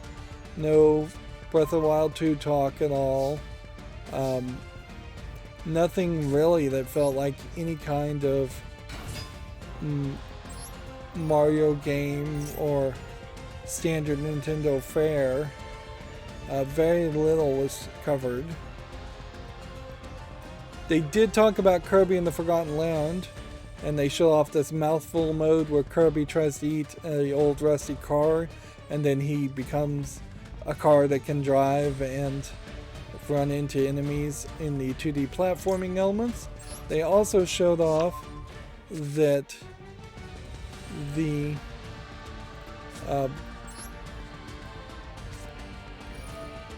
Kirby in the Forgotten Lands is going to have a city building element to it. And with that city building element, you are going to improve the post-apocalyptic world of Earth that it seems like Kirby is wandering around.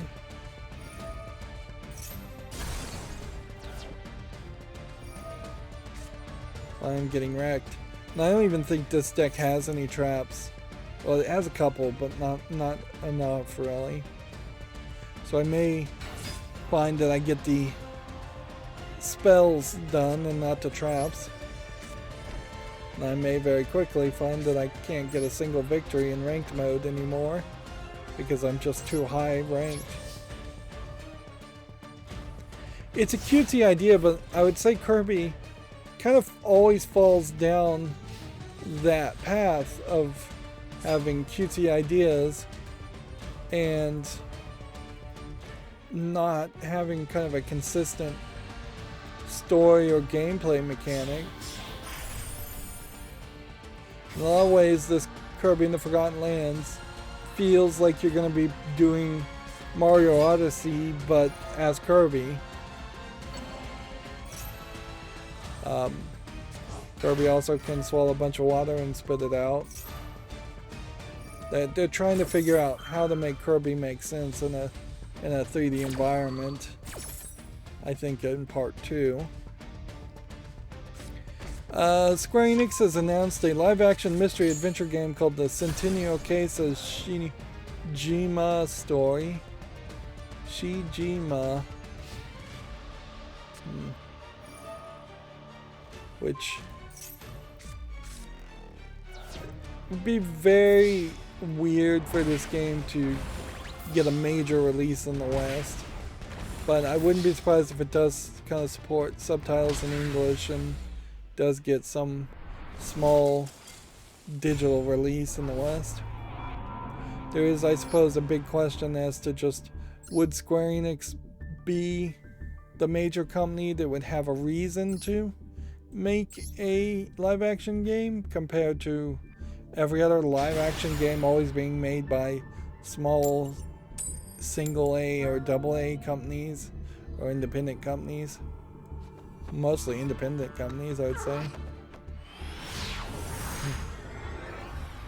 Moving on, Clonia Fantasy Reverie series has been announced for basically everything. First due out on Switch on July 8th. This is yet another game that, if it had a Western release, I never saw it. This looks like this might be an interesting kid platformer. And if this is coming to PC, in a funny way, it might be the game that I end up playing compared to Kirby, where Kirby would still be on the Switch, and even if I was going to play a Nintendo game, I couldn't make any footage of it. There really is no reason to support Nintendo as a content creator because they don't treat anybody right. This is probably not as shocking as it seems at first glance. A Portal Companion Collection has been announced for the Switch, due out in 2022. It will be Portal and Portal 2, but it will also include some slightly new puzzles, I believe, specifically for this release, which at a certain level, that may be the only thing that people inside of Valve can do to potentially try and make a Portal 3 because they can't release a game called Portal 3 until they release Half-Life 3, and they're never going to release Half-Life 3. So they could make a Portal 3 and not call it Portal, and I guess that might work. Just call it Chell. Or call it Portal, Chell's Revenge, or Chell's Back, or something like that. Chell being the character you play as in Portal 1 and 2.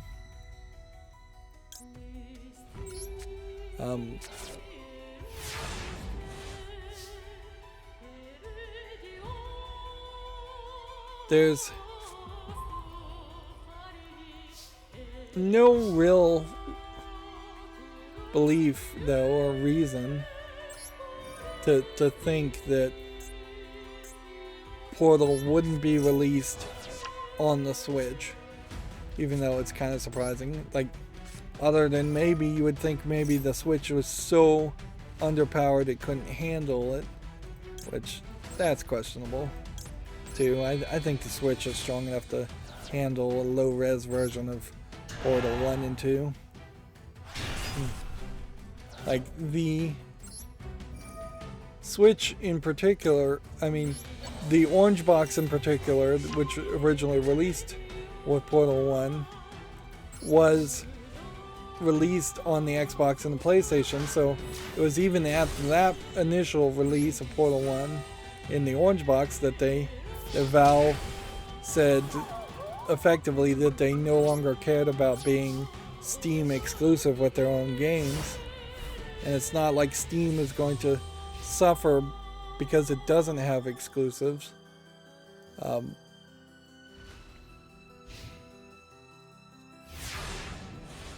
The only thing I guess you could say is maybe there was a thought that with the Steam Deck they would try to keep Valve games only playable on the Steam Deck. But I don't think there's enough of a concern there that would sell more units of the Steam Deck. Steam Deck is pretty much already back ordered anyway, so they don't need to try and have exclusives to sell the hardware. This is weird that it's purple over here, but then it's black over here. Moving on, Taiko Rishiden 5 DX has been announced for Switch and PC. This is definitely not a game I recognize. And even though I'm trying to rush here. Yes, this feels like a very Japanese, feudal Japan strategy warrior game. Strategy game. With maybe some mini game elements too.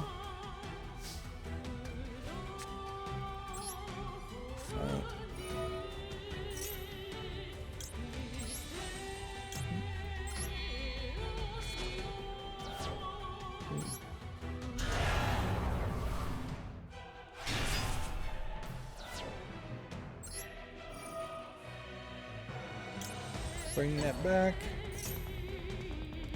Activate that trap.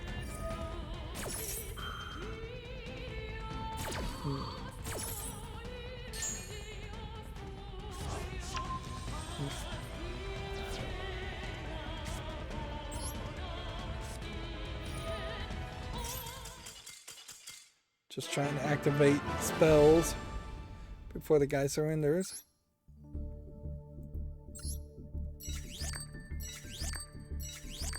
$3,000. Again, just giving me tons of these legacy packs.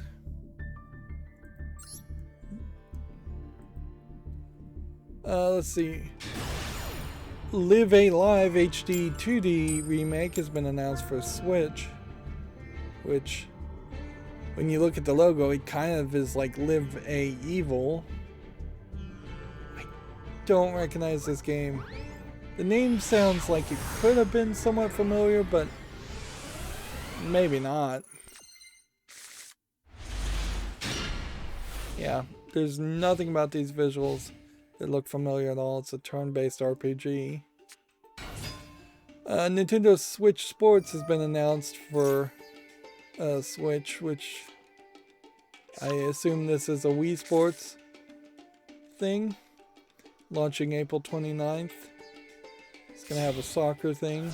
So at that point, soccer and volleyball and bowling and tennis. Like, so Mario Tennis is kind of not necessary. Mario Strikers is not necessary. Let's see, soccer, volleyball, bowling, tennis, badminton, Kambara, swordplay, soccer shootout, and a 7th sport of golf, maybe. In a funny way, it's almost as if Nintendo felt they needed to go back to the drawing board and have Mario versions of a lot of these games to just get it right, and so that it functioned well with the new Joy-Cons before they came out with something that would be a Wii Sports sequel, for fear of it potentially being a bad product. I will also say, if this is what Mii's are supposed to look like now, and this was a cross game Mii generation thing, that would have been really nice, but that's not really the case, I don't think.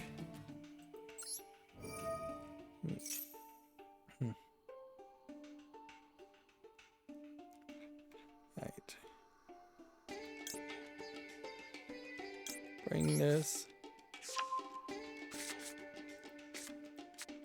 Set this. Activate this. I guess summon this since I set the trap.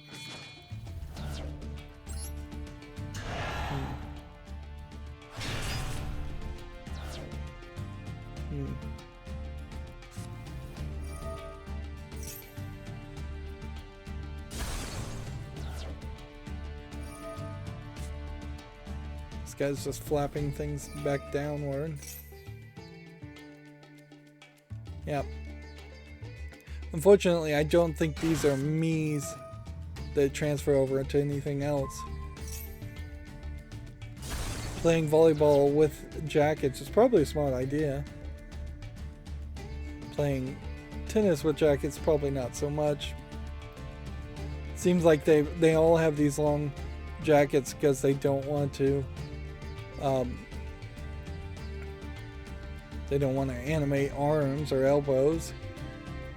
I don't know why you wouldn't just call this Boken swordplay. Like, I guess maybe they just didn't want to get into the more traditional Japanese appearance that you would expect from doing Boken swordplays. Boken being wooden bamboo Japanese swords.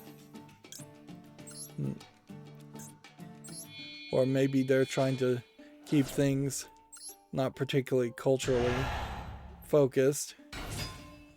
It's not video game related, but there is a bit of complaint against China because during the Chinese Winter Olympics ceremony, they had one of the characters wearing a very much South Korean style of outfit that is a traditional South Korean outfit, and this hasn't been the first time that China has tried to, for lack of a better term, culturally appropriate Korean things, claiming like kimchi is a Chinese dish, for instance, and it is definitely a push along a very nefarious effort to push propaganda and push the idea that Koreans, North Koreans and South Koreans, are just a Chinese minority because China wants to expand its empire further and further until it owns the entire world. And it'll just keep pushing that narrative, certainly.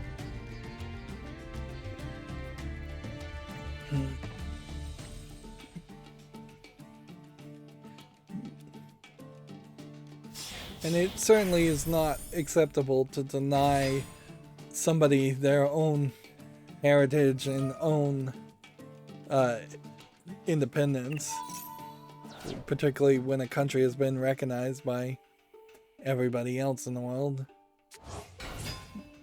But I don't want to get into it too much. It looks like the leg strap will be sold separately, but if you have Wii Fit Adventure, I assume the leg straps are exactly the same.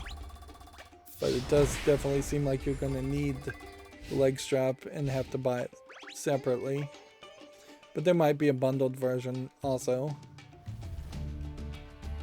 Yeah, that is probably the most exciting Switch game to come out that they could possibly have released, with the exception, for me personally, of like Bayonetta 3 or Metroid Prime 3.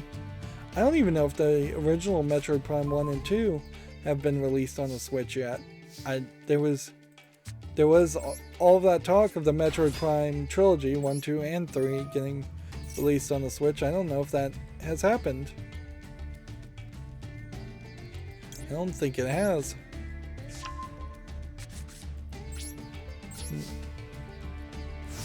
Moving on, Taiko no Tatsujin Rhythm Festival has been announced for the Switch, which seems like yet another one of these drumming games. And I am leaning to believe that they will come to the West. But when you're talking about Taiko no Tatsujin as one of the 4 or 5 games you talk about in your event, you know the event really isn't showing or talking about much. A Triangle Strategy Prologue demo is now available, according to Gamatsu. Marvelous has announced a juvenile RPG called Loop 8 for the PS4, Xbox One, and Switch throughout in 2022 in Japan. It's not coming to PC. And when they say juvenile RPG, does that mean it is an RPG about young kids, or does that mean it's more like Pokemon, where it's for young kids?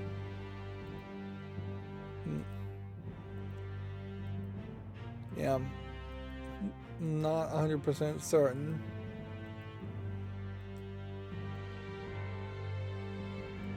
Yeah. It's kind of hard to tell. Overall, it looks like an RPG. I will say that much.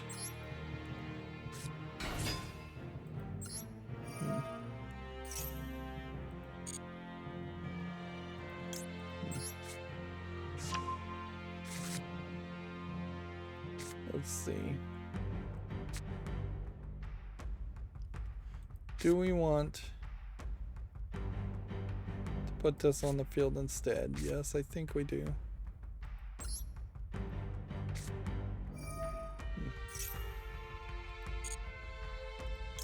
Summon this one, so it's a little bit stronger.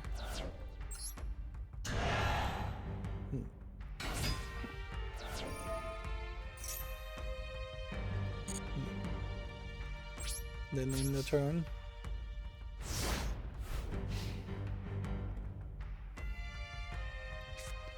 Says this game, Loop 8, takes place 8 months after Hope for Humanity was destroyed.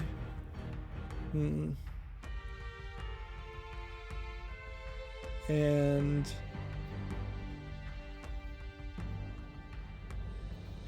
Loop 8 is a juvenile RPG in which you live an everyday life and fight the extraordinary. Live a summer all your own while forging relationships with people around you while fighting calamities known as the Kigai.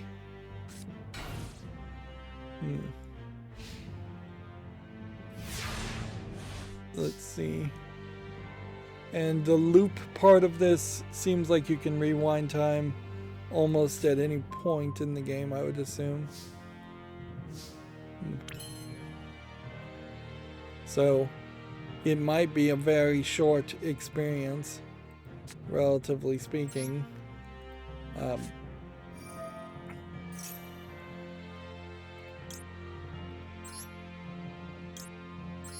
and that you are just going to try and max it out.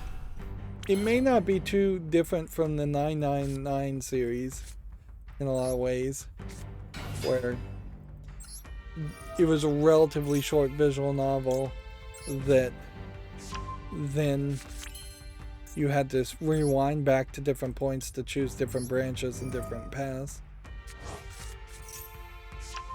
And on the surface, there is I think some argument for having a system in which you could loop through the game and try and do 100% of everything, but having spent the last 100 hours, it feels like, or more, playing Fallout 3, if I could go back and make some different choices in Fallout 3, I really wouldn't bother to do it. There was one sequence where I literally did load in a save file, but that was it. Everything else, I was more than happy to just move forward with my life and accept the outcomes. Often games don't give you a perfect outcome anyway, so it's pointless to try and seek that. Although visual novels do tend to have the true ending versions. Moving on, Getsu Fuma Din, Undying Moon for Switch is now available. This is a very Japanese looking game. It's a side-scrolling roguelike.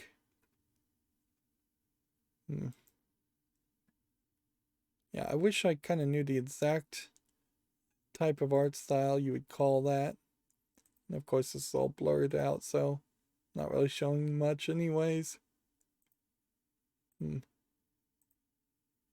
Yeah, so looking at the trailer, it's kind of pointless. Hey, we ranked up.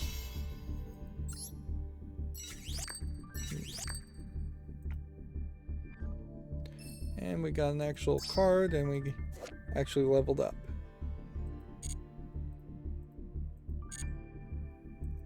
So what does this say? After 3 more gold, 3 more wins, gold tier 3. Nothing here says anything about you will fall down if you lose.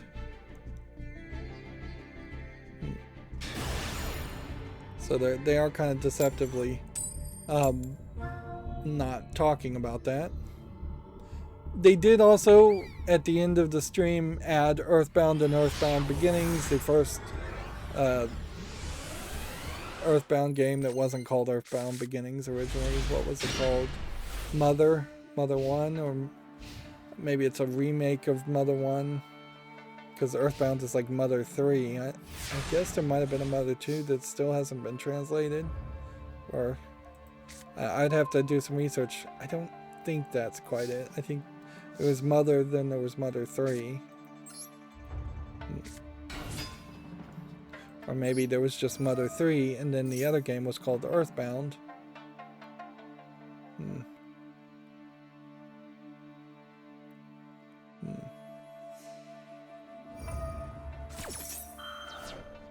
I really have to question. Yeah. I guess maybe Mother 3 is not even included because the way it's being labeled here is Mother and Mother 2, which would be, in comparison, Earthbound Beginnings and Earthbound, or vice versa.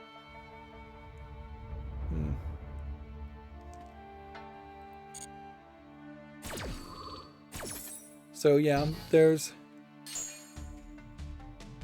games are available to play. There is definitely a question though as far as whether a new generation of people would really bother to play that unless they have nostalgia for those games, and I am not 100% sure. I believe people do have nostalgia for those games enough to to play them all the way through. A lot of these old games, I could see people buying them and then playing them for a few hours and then realizing that they're just incredibly grindy. And that's where remasters and abridged versions of RPGs in particular would really help. And if we don't start making abridged versions, which they've yet to do, of old RPGs, then I don't know what they're gonna do, because they can't really expect people to just buy a remaster of a game, or 4K remasters of games that were less than 480i originally. Moving on, Mario Kart 8 Deluxe Booster Course Pass has been announced, including 48 remastered courses. This is, I assume, the same courses we had already talked about, just remasters of old courses, and it definitely does feel like they're not planning on making a Mario Kart 9 anytime soon. Xenoblade Chronicles 3 has been announced, due out in September, which I almost want to watch the trailer for that. Xenoblade Chronicles is anime characters fighting giant monsters, it looks like. Yeah, we're getting to the point where there's at least 2 or 3 kind of Nintendo exclusive anime RPG style games that are competing with Japanese anime style RPGs that you could either play on PlayStation or even Xbox or PC. And I imagine most of the fandom still at the moment is going to lean towards the PlayStation, with PC being a far second as far as their console of choice to play Japanese RPGs. And it might eventually shift, certainly, to the point where the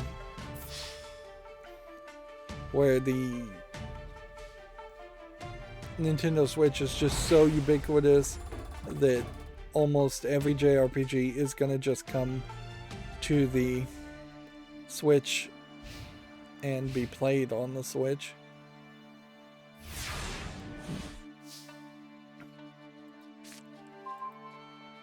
Alright, well, my only hope here is that we can special summon this, sacrifice this, put this face up, activate this, and that.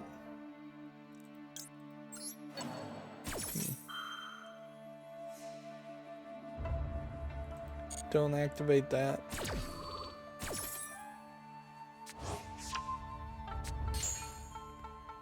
Destroy that.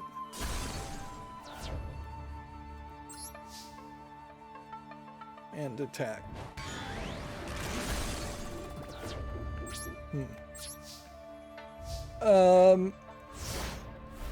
Moving on, the Tale of Onogoro has been confirmed for Quest via a debut trailer. You solve puzzles and fight Kami with a Japanese high priestess. So this is odd that it's a Quest game, because we really haven't heard of any Quest exclusives at all. Seems like you've got some weird looking magical guns that you're going to be using. In a lot of ways, this looks not too far away from that that horror game where you were strapped into a wheelchair and you had to tell the Japanese girl, ghost girl I assume, to how to solve puzzles. Seems like they've taken that exact same concept and just put it in a different setting. Maybe there's more combat and more of an evolution of this idea, but still doesn't really make sense that you would want to put half of your gameplay controls behind telling another character to interact with things. or play games on the Quest in general. It still feels like it's a going nowhere idea. Yomawari 3 details its school, shopping district, ship, and graveyard areas. So I'd say, I guess, check out this article if you potentially want to be spoiled. There are some very zoomed in images here compared to what the actual game looks like, which is a very zoomed out pixely horror game of sorts.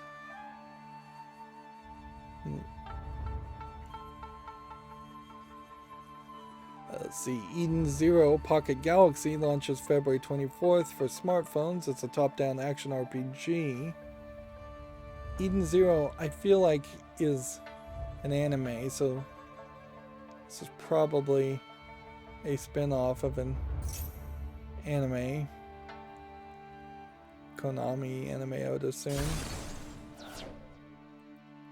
And at a certain point, there is that question as to whether Konami... Yeah, this is Eden Zero is an anime. Yeah, I recognize these characters. I think it's fairly popular. Not super popular, but not awful either. But yeah, there is definitely a concern as far as, is Konami capable of allocating resources and maintaining focus on something like Yu-Gi-Oh! Master Duel, or are they just going to shift resources fairly quickly to their next anime tie-in mobile game like Eden Zero Pocket Galaxy instead, or just something else? Moving on, Gunvolt Chronicles Luminous Avenger IX2 DLC character Kohaku Otori is now available. Dusk Diver 2 guest boss fight has been announced. So we've got a new character for what looks like a platforming beat 'em up game, maybe just a beat 'em up game. Action side-scrolling game is what they describe it as. Famitsu sales have been updated. Dying Light 2 took the second spot for the PS4. Far below, I would say, still Pokemon Legends Arceus. Like 24,000 of Dying Light 2 versus nearly 360,000 of Pokemon. But Mario Party Superstars is lower than that. And then if you added the PS5 and PS4 numbers, you'd get something slightly higher. But that's basically the only new game that even came out this week, so most people either bought Pokemon or they didn't bother to buy anything, I would say.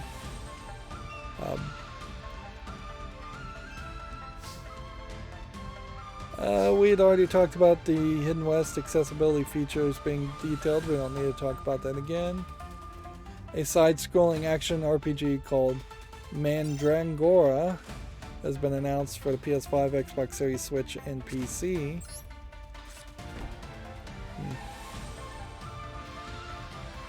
You journey through a world that's slowly falling prey to a damaging effect of entropy, is the subtitle here.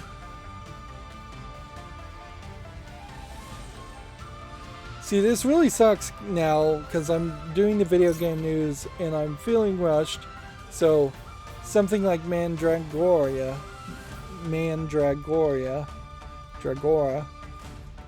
is probably something I'd want to pay a little bit more attention to, and I just don't have time. This art style, it looks fairly unique. You see a lot of freckles and details and shading here, and some actually interesting looking characters. And so in a kind of funny way, I want to be hyped about this game. Of course, those art styles probably you're not going to see much of because you're zoomed out as a platformer, but that doesn't immediately make me uninterested in in playing it, or at least checking it out. Next, we have a game called Animal Well, which has just been announced for the PC and PS5. What kind of game is it? Some kind of platformer.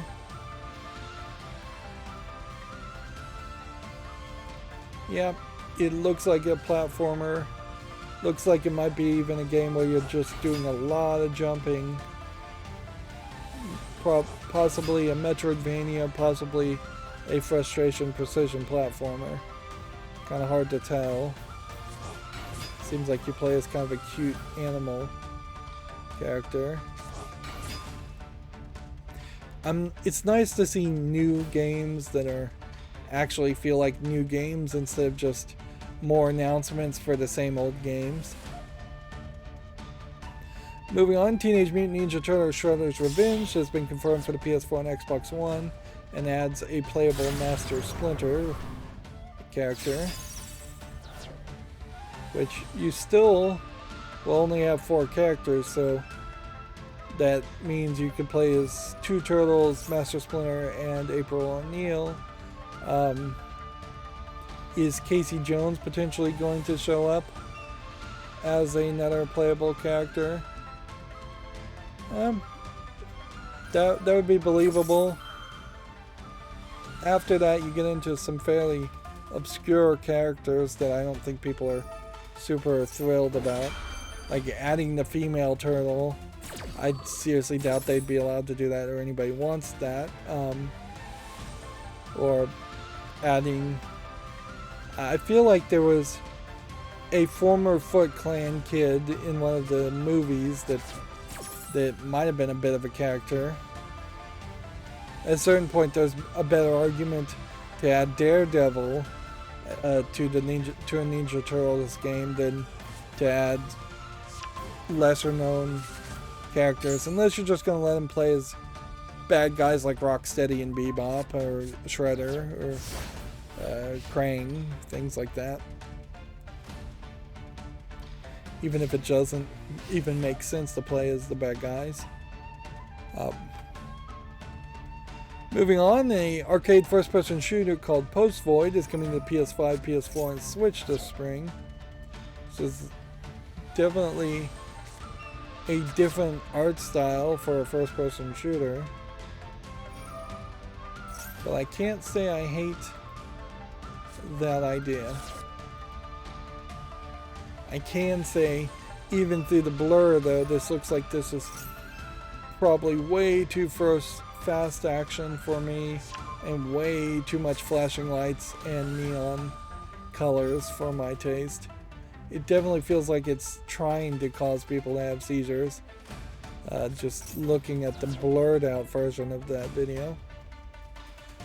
Salt and Sacrifice launches May 10th. So these would have been the PlayStation indie games that were announced.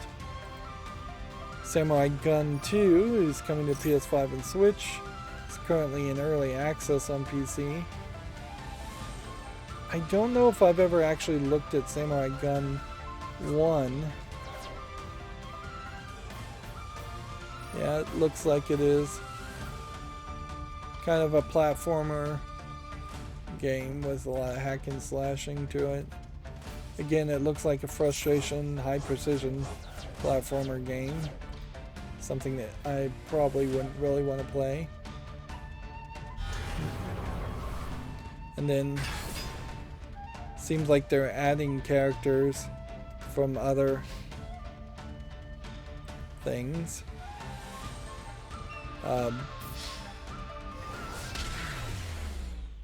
Like Minute here. So I assume Samurai Gun is from Devolver Digital. Publisher Scrambler.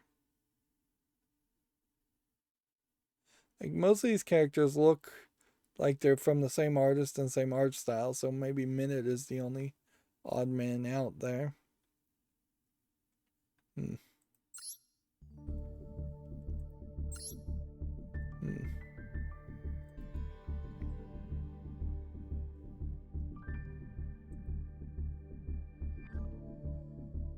Let's see. Let's go back and see how we are in the daily quest as far as missions. We were down to, I think, like 100 gems, and we're back up to 447.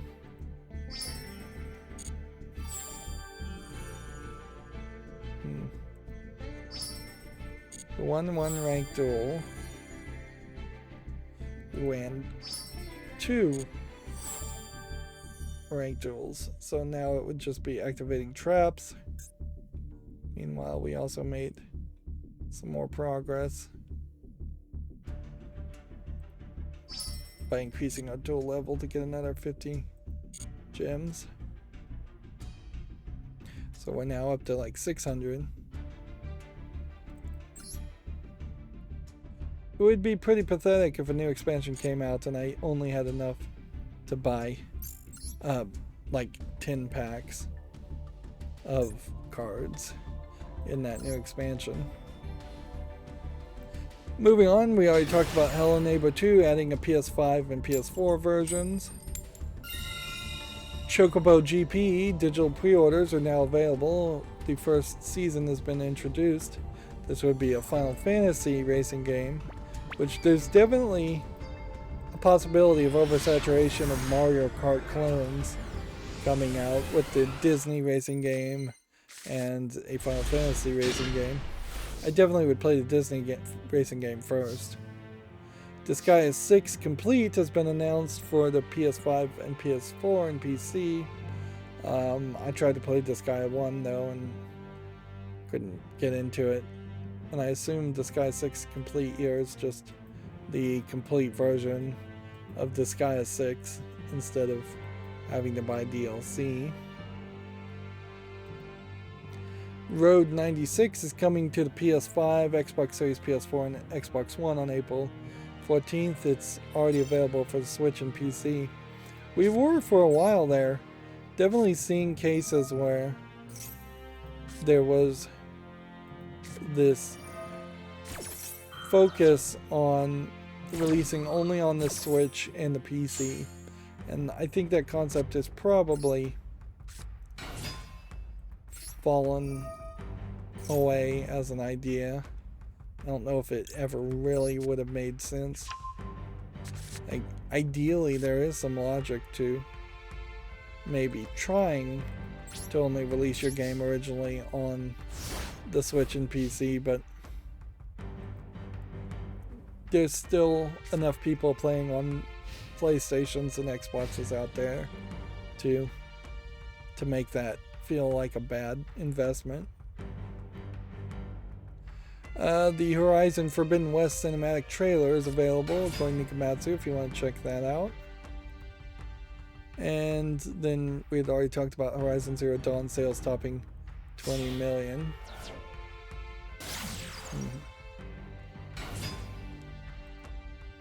Alright, and that is going to then leave me looking at games on Steam. So we're going to go with, I think, a yes-no concept. This looks like a laser puzzle game. $3.74, English and Russian. I'll give it a follow. Blood Island looks like it's probably just an acid flip survival game, no. So I'll say no to that one. Lust from Beyond Im Edition. I feel like this had come out already.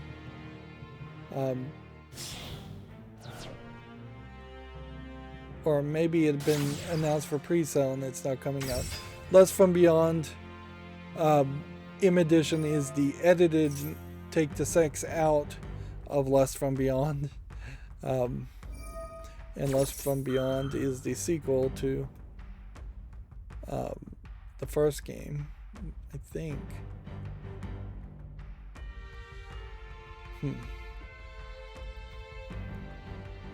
Yeah, that whole idea certainly is weird.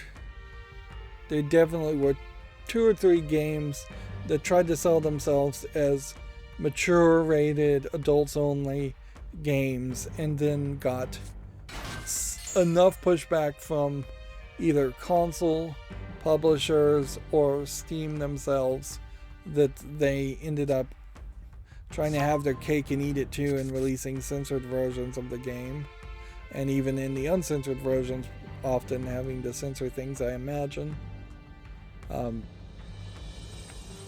So it sadly really showed that corporations are removing the freedoms of content creators, other content creators, to at least a certain extent, because you just can't be an artist and make what you want and then have a place to sell it.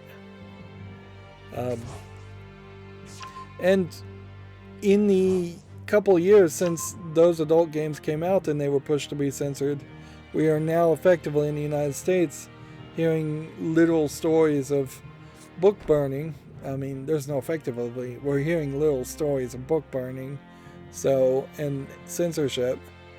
So what may have sounded like just the insane ramblings of a pro free speech or advocate a couple years ago have, like, my worst fears have been proven. Well, not worst fears, but some really bad stuff has come to pass, to say the least.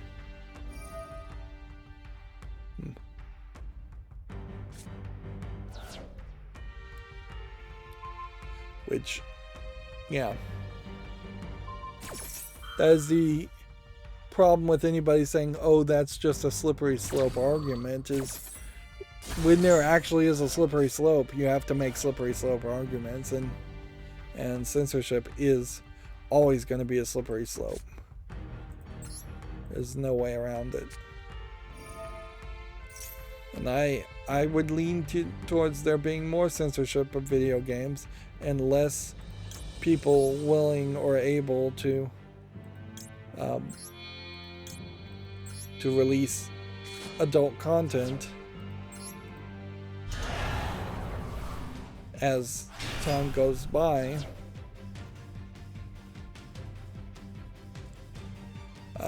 Moving on, we have a game on Steam here called Fractal Fly, which seems like it's probably asset flipped landscapes that you just fly around in. Visually it doesn't look that bad, but gameplay wise it seems like it's pretty much non-existent. And then I imagine you might have some motion sickness issues. It's a VR game only, and it looks like you have to pay 99 cents for each location.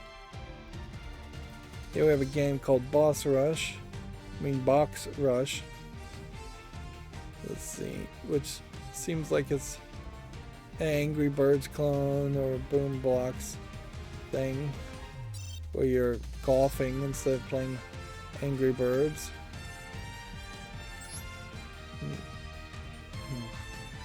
You click on the boxes fall down and break. And then you shoot bazookas at the enemies, so it's not even golf. Yeah, I'd have to say no to this. It doesn't feel like a modern game that's complicated enough. Here we have something called Kingdom of the Dead, which has some very different visuals. I wouldn't be surprised if this is just an asset flip horror game, but even at that, the visuals seem so different to have like a giant bat and a giant worm. It's just stuff you don't usually see in a low effort zombie game. $13.49, several languages, so I have to put that on the follow list too.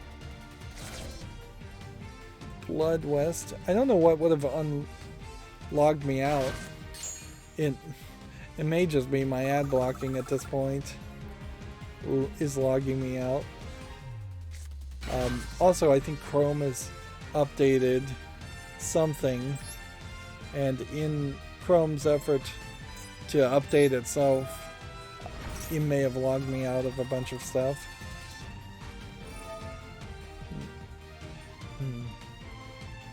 Prank Kids Battle Butler. These are all Prank Kids cards.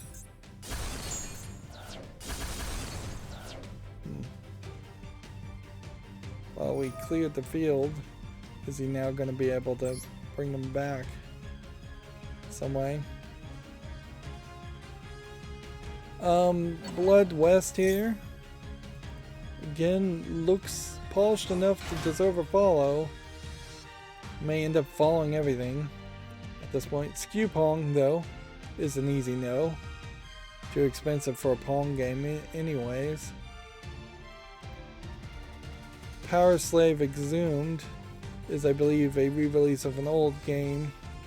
So it might have some relevance to it as a old, like, first-person shooter type Doom clone, Quake clone. So you can see that's very positive. So I should put that on the follow list also.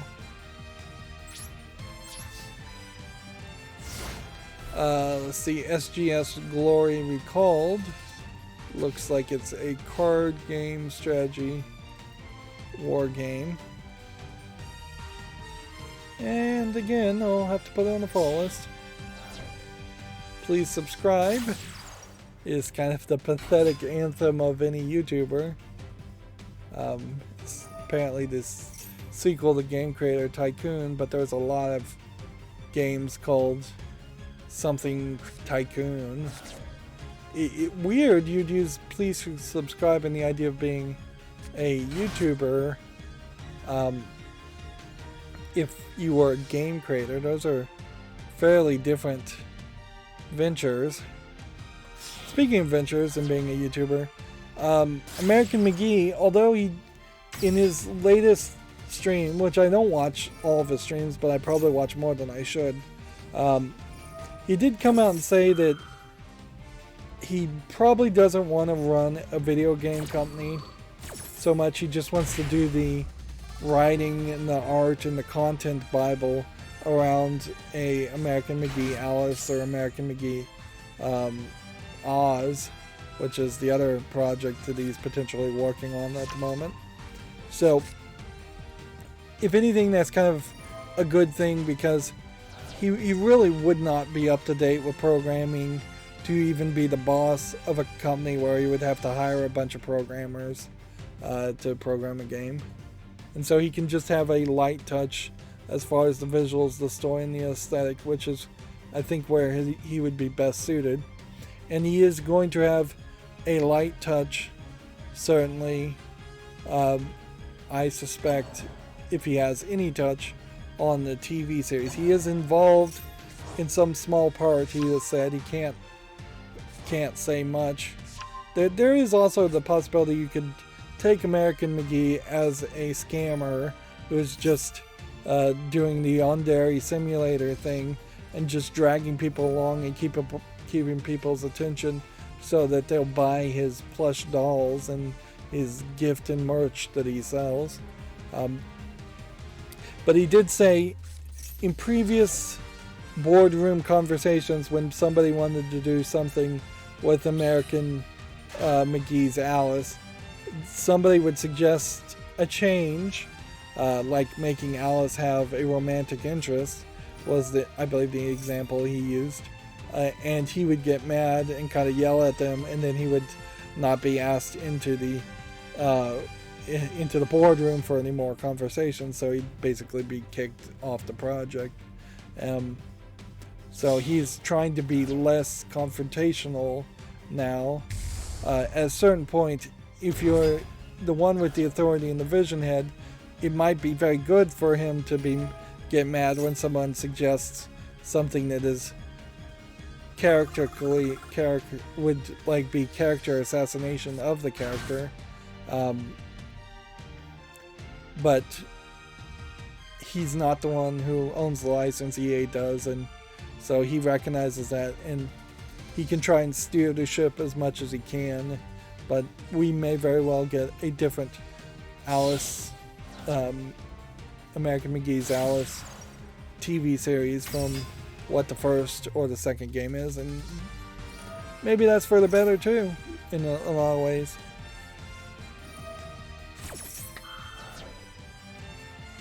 Like, the visuals of Alice, I think, matter more than the actual story.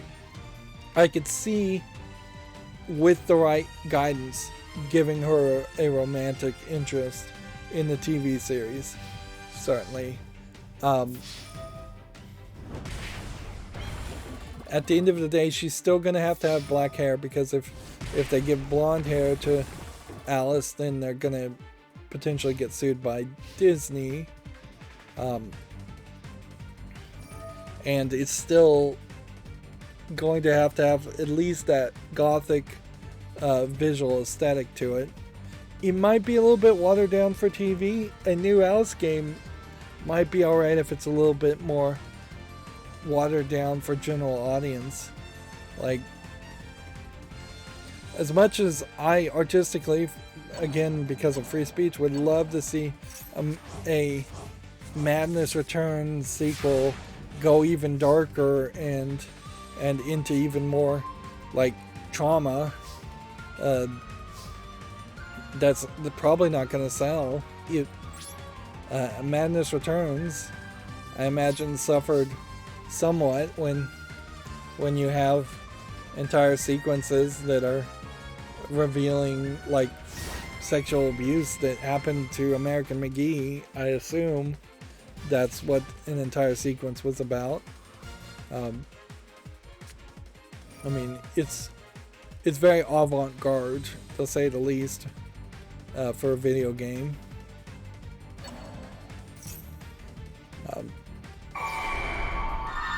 And so many people are willing to cancel people over anything being avant-garde and going wild. Potentially risks a viable series and a viable product.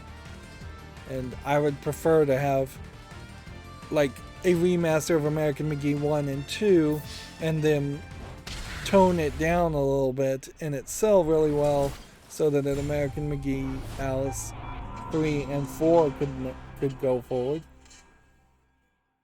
Alright, well, I'm getting a phone call, so I'm gonna have to mute.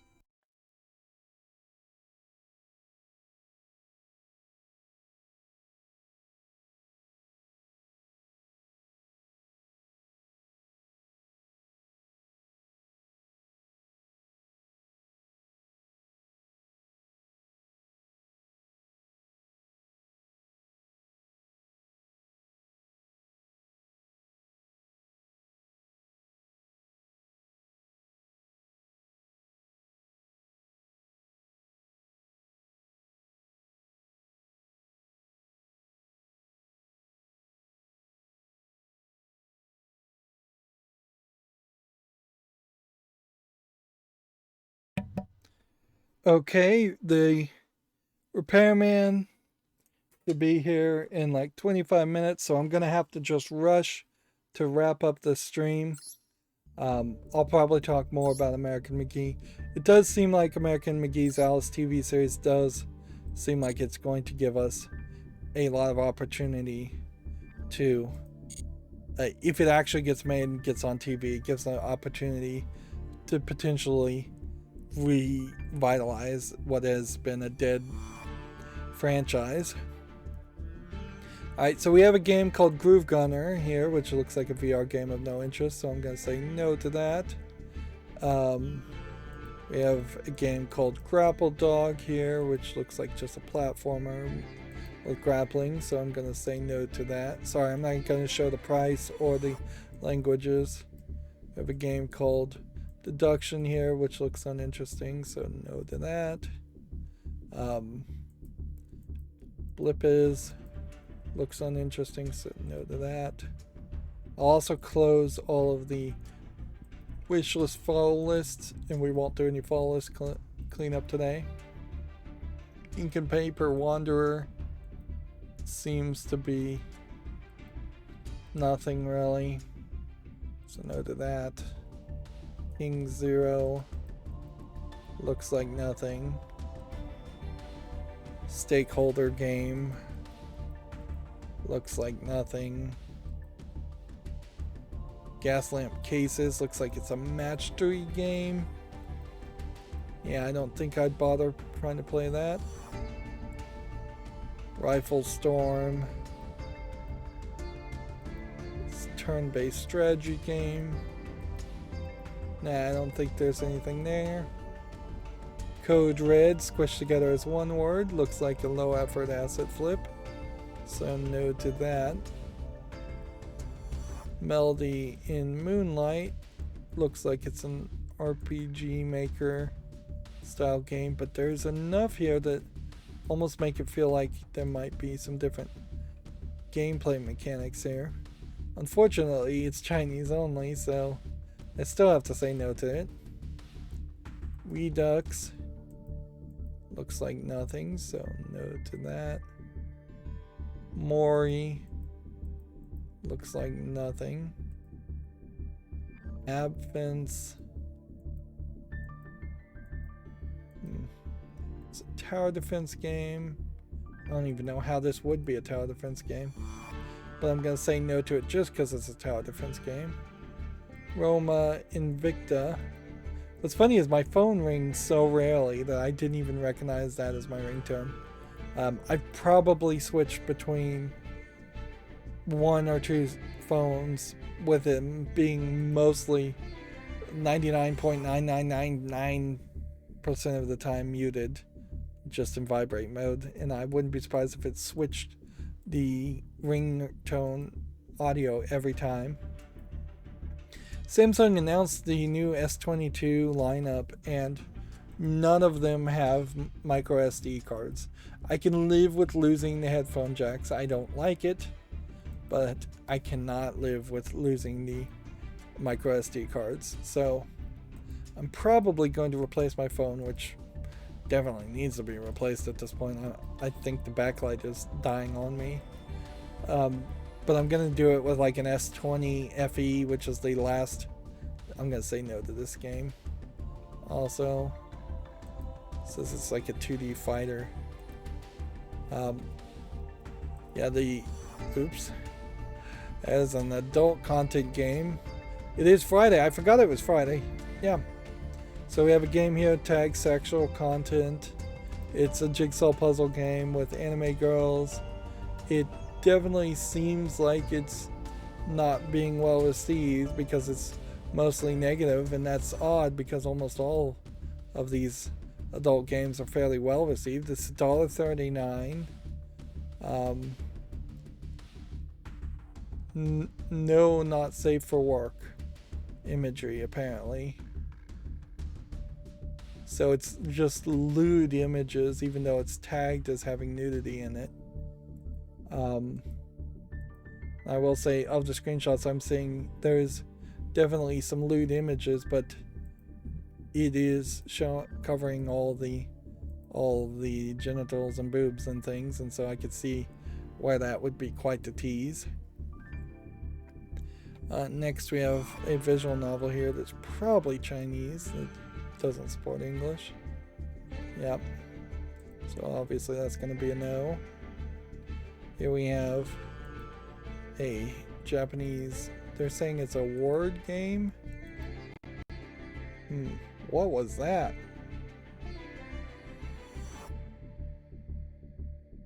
That was weird. I just lost network connection for a second. Yeah, I sure hope this motherboard isn't bad. That's gonna suck. I would have to buy a new motherboard to replace it, because I just wouldn't get one fast enough. If I don't stream for a long time, for like a week, that my motherboard got shot at that point. Unfortunately, this word game is not supporting English, and if it really is a word game, I'm not really seeing that. It more looks to me like a visual novel.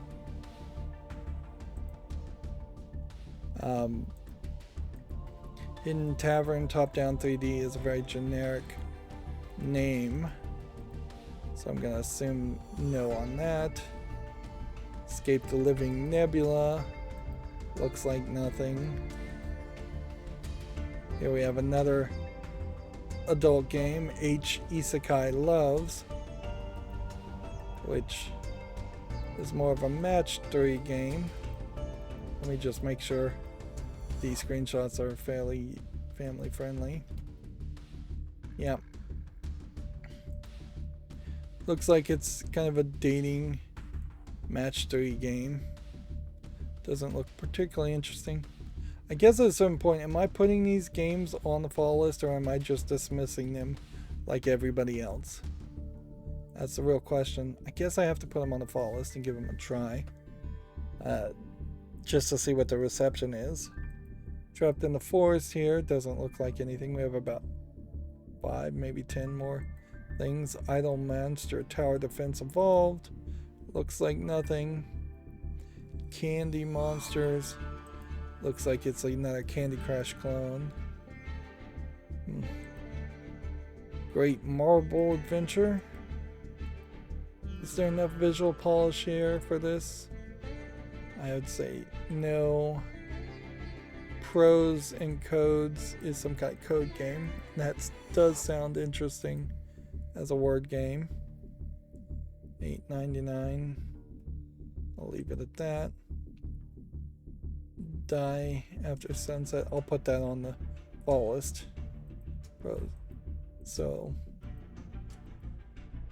I think that has to be on the fall list. This looks like a non-widescreen JRPG and it doesn't look particularly polished. And it says it supports English only. It's a game like Genshin Impact, they say, but it's really just an asset flip. The Sync Gods is some kind of poorly animated adventure game, which I'd have to say no to that. Jigsaw Souls, it's just jigsaw puzzles, so no to that. Not Tonight 2 is that immigration game sequel, so I have to put that on the fall list. And then here we have a Young Maiden Otome visual novel, which probably deserves a follow. Really expensive. English only. Bomber Pet, I think we can probably say no to. And then Nebulous Fleet Command, I think we can say no to.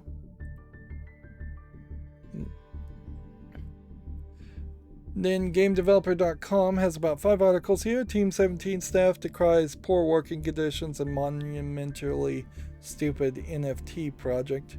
I'm not going to run my macro, so if there's any big news that happens, apologies for not covering it. The GDC 2022 session explores performance games developer of Blazeball. That's just a commercial. EA won't be publishing the Sims 4 expansion in Russia over its anti-LGBTQ laws. I don't know why The Sims needs to be so woke, frankly, but I guess I also don't care if EA doesn't want to put the Sims out in Russia, considering they probably wouldn't have gotten any sales there anyways. Apparently a 4-day work week saved Blackbird Interactive, according to the devs, which is nice if that could only be the case for everyone. Zynga and Rolik have acquired the German mobile studio Nano Tribe, which haven't heard of any of those companies, so that's really not news to me. Grounded is top 10 million players while in early access. It's kind of ridiculous that Grounded is still in early access though. And then we had already talked about the original Halo composer suing Microsoft over unpaid royalties. And then the Saudi investment fund has acquired stakes in Capcom and Nexon. The fund is chaired by the Saudi Arabia's controversial Crown Prince Mohammed bin Salman, which I don't know if maybe he chairs a lot of companies. But there definitely is an effort in the Middle East to have more influence through investment, I would say. That feels like what's going on. Yeah, we had that whole glitch, but it didn't even drop a single frame. That's weird. Alright, well, that's going to be it for this recording. As always, I ask you to like, share, subscribe, comment, and watch every second of my videos. If you want a friend or follow me on any social media sites, there's a whole bunch of links down below. Thank you for watching. Have a good evening.